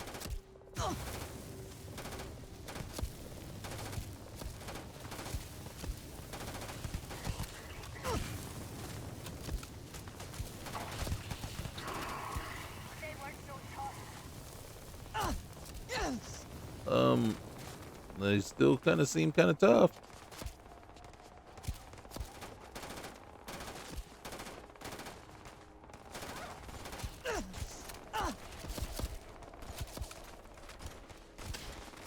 There seems to be a lot of them. Why are there so many? That gosh darn bedlam.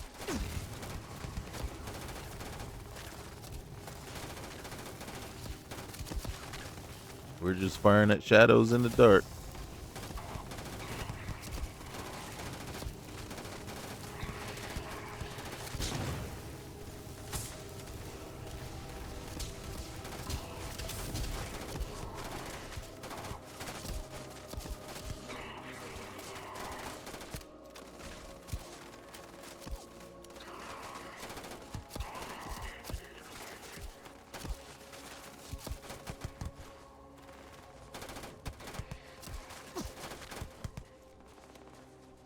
God dang it, they're all around. think we just walked right into the middle of it, though. They're Right. dropping like flies. Well, that's what that's better. That's better. Oh, and pirates. Hey, we got pirates too. Yay. Yay.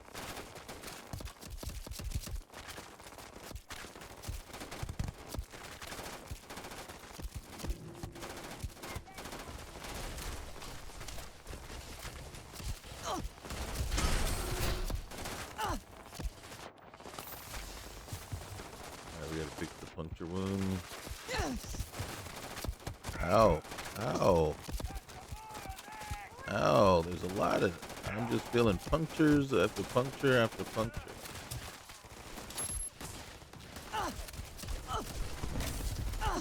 Reload already. Reload already. God dang, man.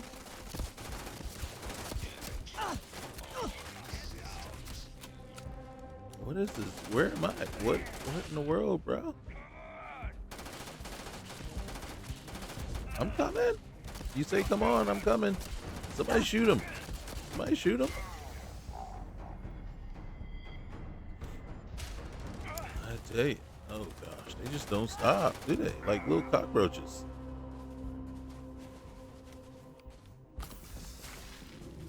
All right. There's still one over here.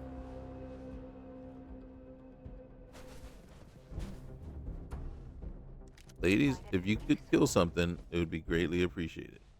I'm just saying. It is useless to attempt defeating us. All right.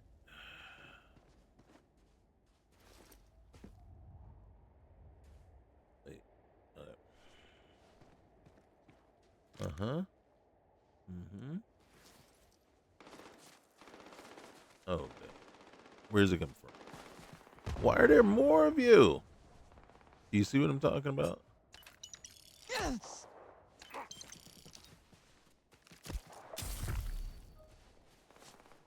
I am surrounded again. Like, oh, spacers this time. That's bedlam. I can't do and ecliptic. Spacers and ecliptic.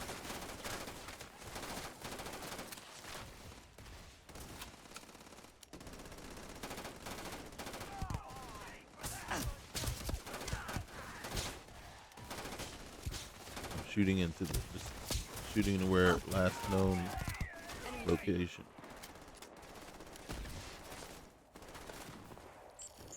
That's not registering. But say if you don't shoot, dude.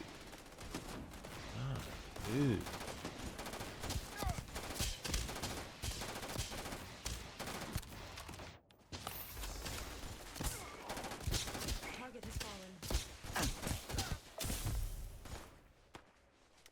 Got burns. That jingle, jangle, jingle. Burns. Really? Nah. How many people Warning, actually motherboard like shutdown that? imminent.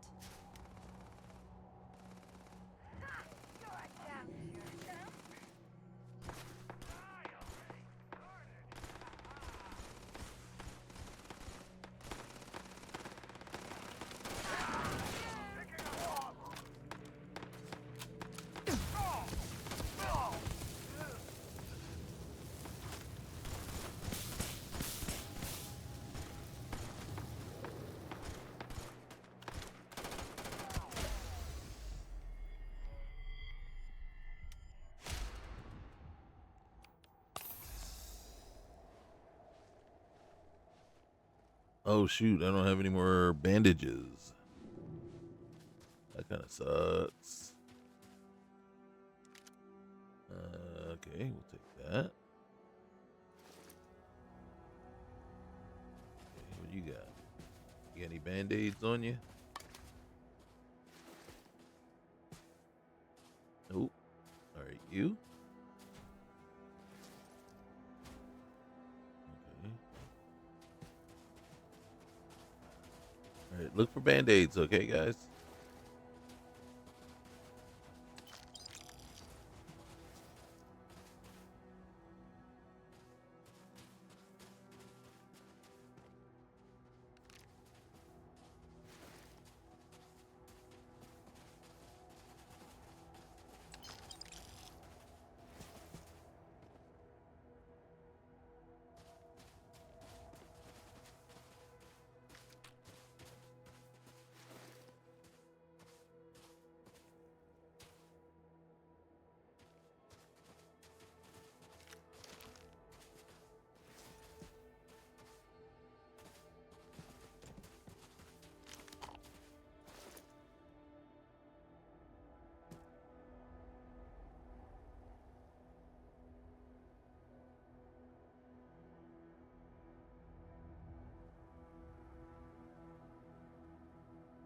Okay.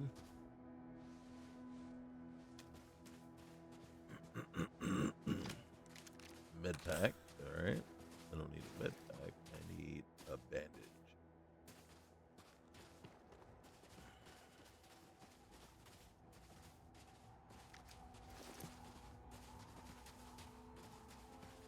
All right. We need to get over to that cave.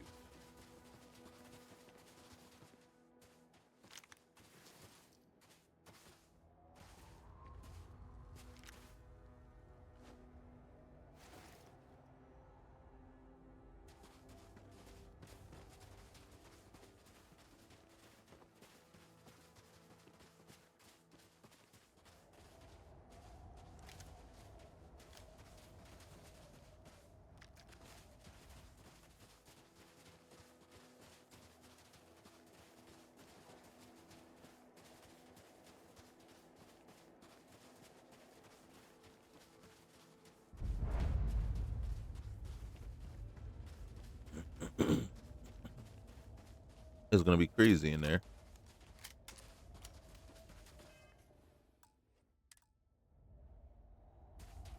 All right, here we go. Wish me luck.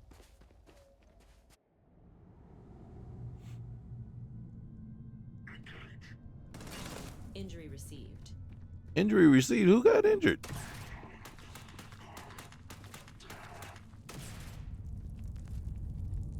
How's that even possible? Did he follow us in, or?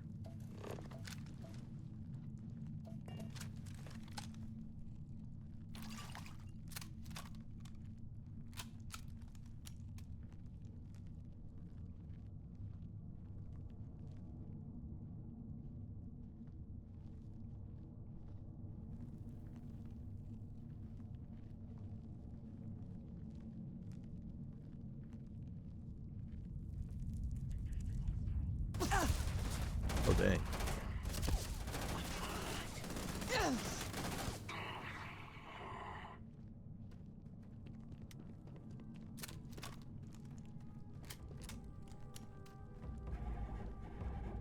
You're gonna regret this.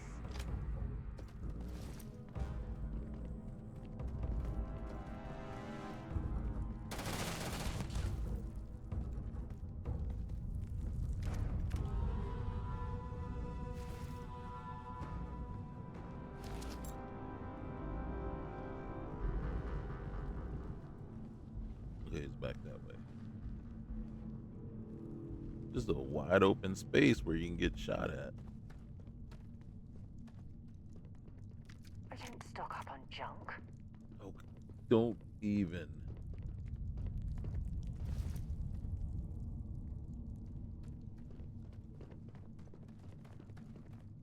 Where are you?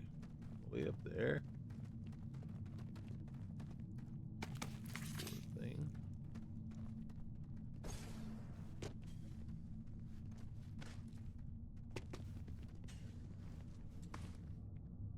There it is. There it is. Stolen shipment. Antique. All right. Claims assessment. All right.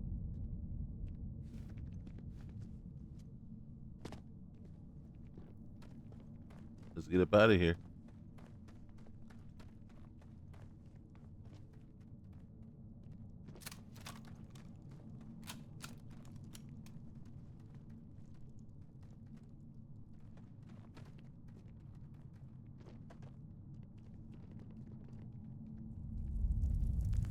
All right. So, oh gosh. All right. So, what we got here. All right. So, here's another data slate. And then, boom. That'll give us another mission, but it's a remote one. So, this one is we got a Freestar SOS, Ecliptic Claymore at Pontem. So, part of this is part of the mission board, right? Where now what is done is, and I don't think we're over encumbered, so that's good. So what is that going to allow us to do? Allow us to find our ship if we can. It's probably back that way. There it is. And it allows us just to fast travel back to the ship. Because we're going to head, right now, we're going to head over to the Eye. And then we're going to head to Jameson and then close things out.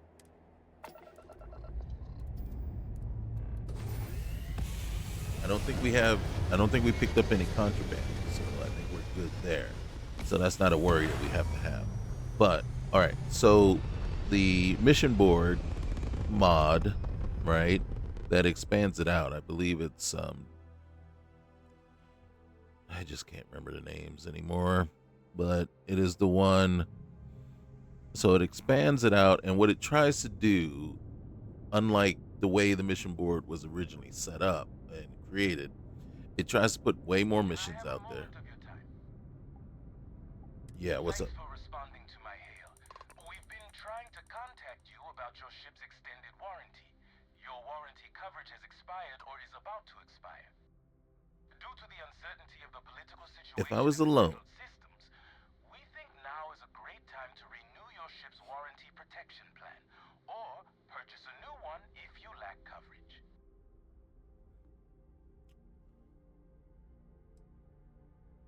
if I was alone, I would attack. No thanks. Sounds like you're not interested in hearing more. That's too bad.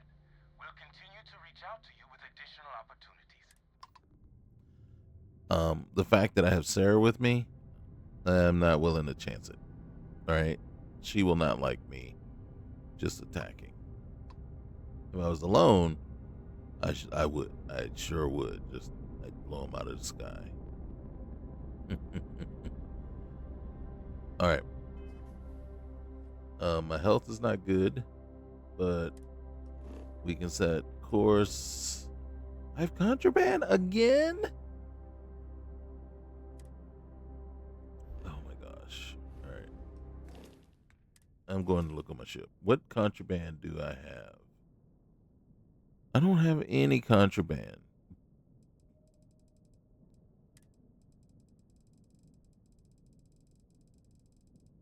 Okay. Maybe that's just a glitch. Nope. Actually, why are you taking me back to the lodge? I want to go to the Eye.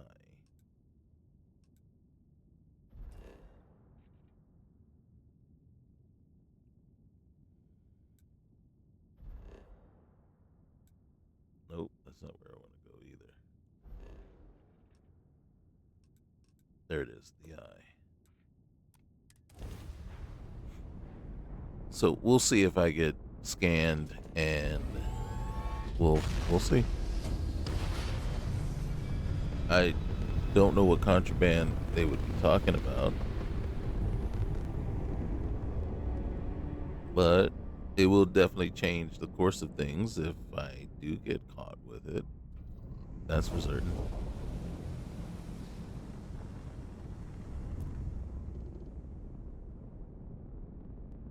No, see, look at that. Entering patrolled area. United Colonies space. Maintain current course. Yes. Scan for contraband.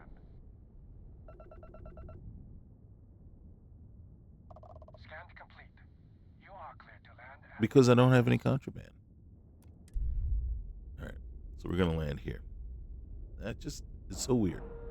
But so what it tries to do is, because before, what was happening is you get a mission and you just go do it, right? And it's typical fetch quest.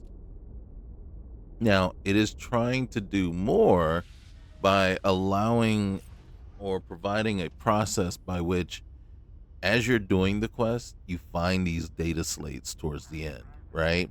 And then what it does is it's kind of stringing quests along at this point.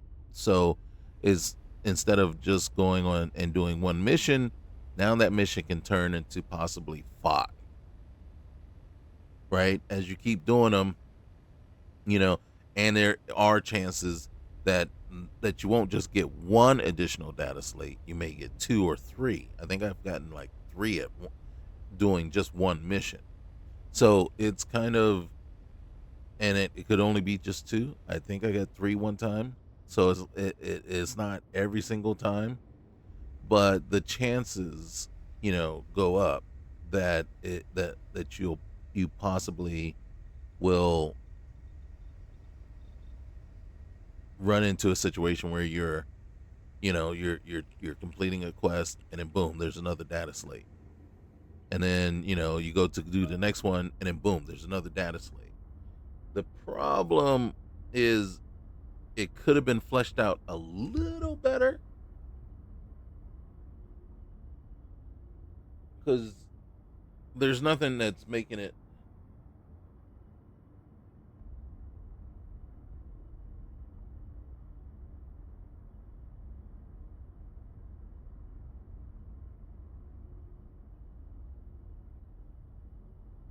Hold on one second.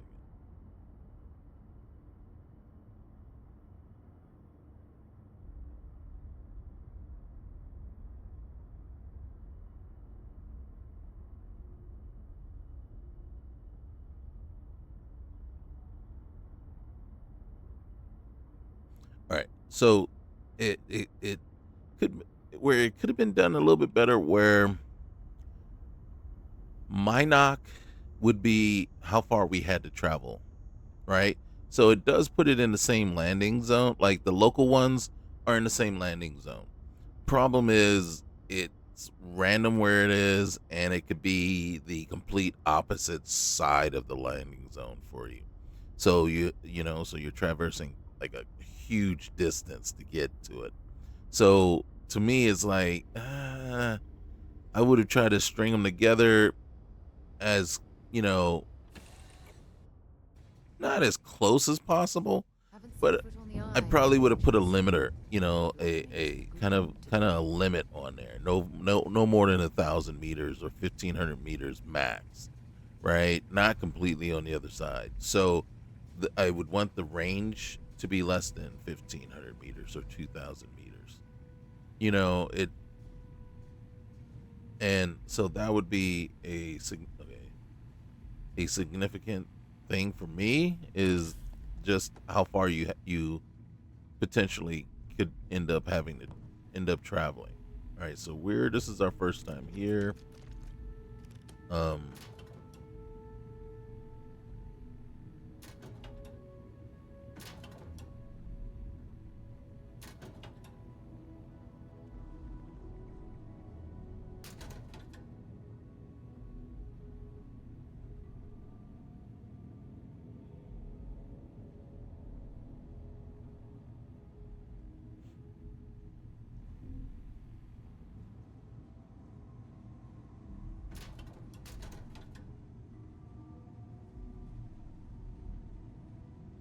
let's see.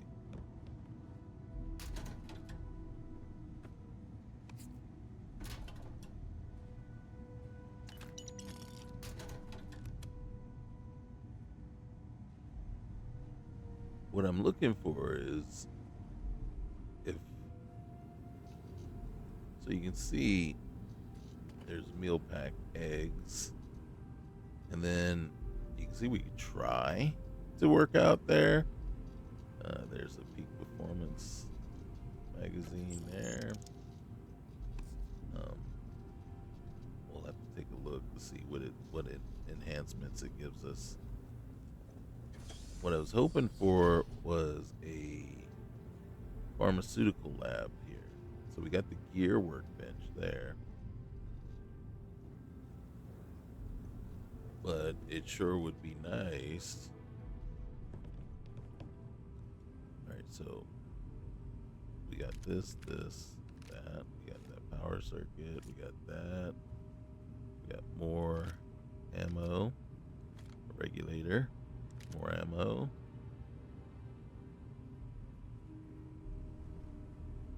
Okay.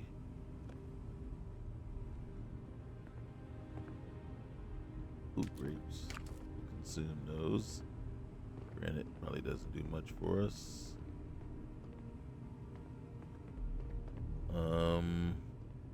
Alright.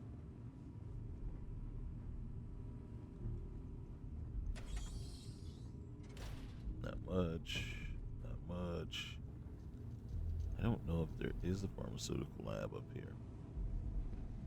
Of course, we're gonna check everywhere, every place we go, just in case.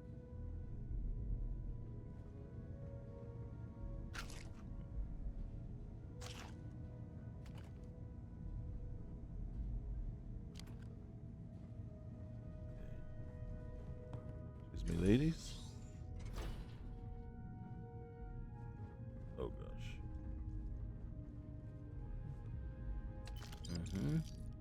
Hammer, wrench. All right. Bathroom. So no pharmaceutical lab. All right.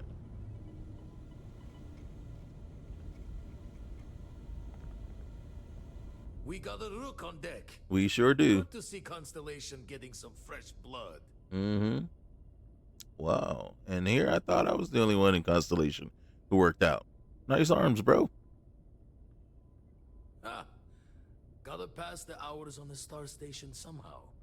And the iron's always been good to me. Just don't challenge him to an arm wrestling competition. Wish I could have been down at the lodge to see the artifacts come together. But I got a little lost peeking through the eye. Sound like a pirate, bro. That one's all on me. The eye is the nickname for the star station. Think of it as one big telescope. Okay. Someone should have grabbed you, bro. It was incredible. Probably would have just gotten annoyed at being bothered. I'll catch a smile at our next big revelation. You know there's more to come. Okay. Now, this station, the Eye, rigged up for deep space scans. Barrett and Sarah teased out the signs of where our artifacts could be hiding after we caught our second one. But the data takes a slow ride along the Sea of Light.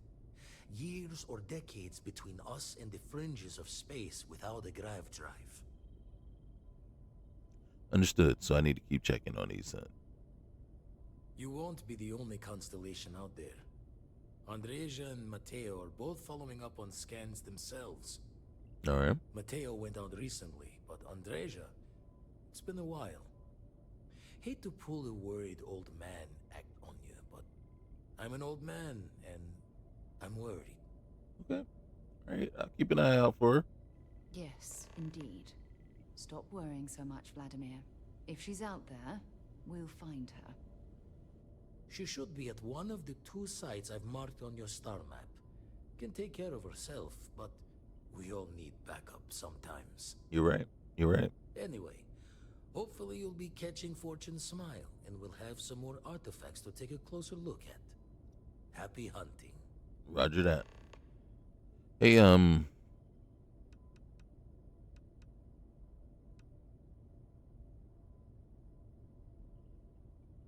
I think I'm hearing that you are former Crimson Fleet.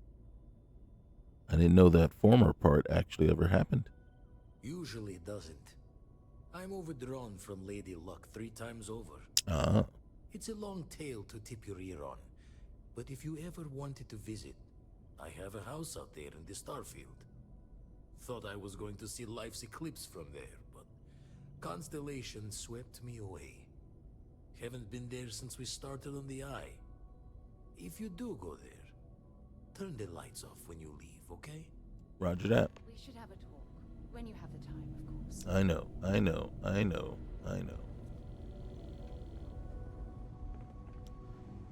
Okay, so this is where we are, right? We got Sarah. Sarah needs to have a talk with us.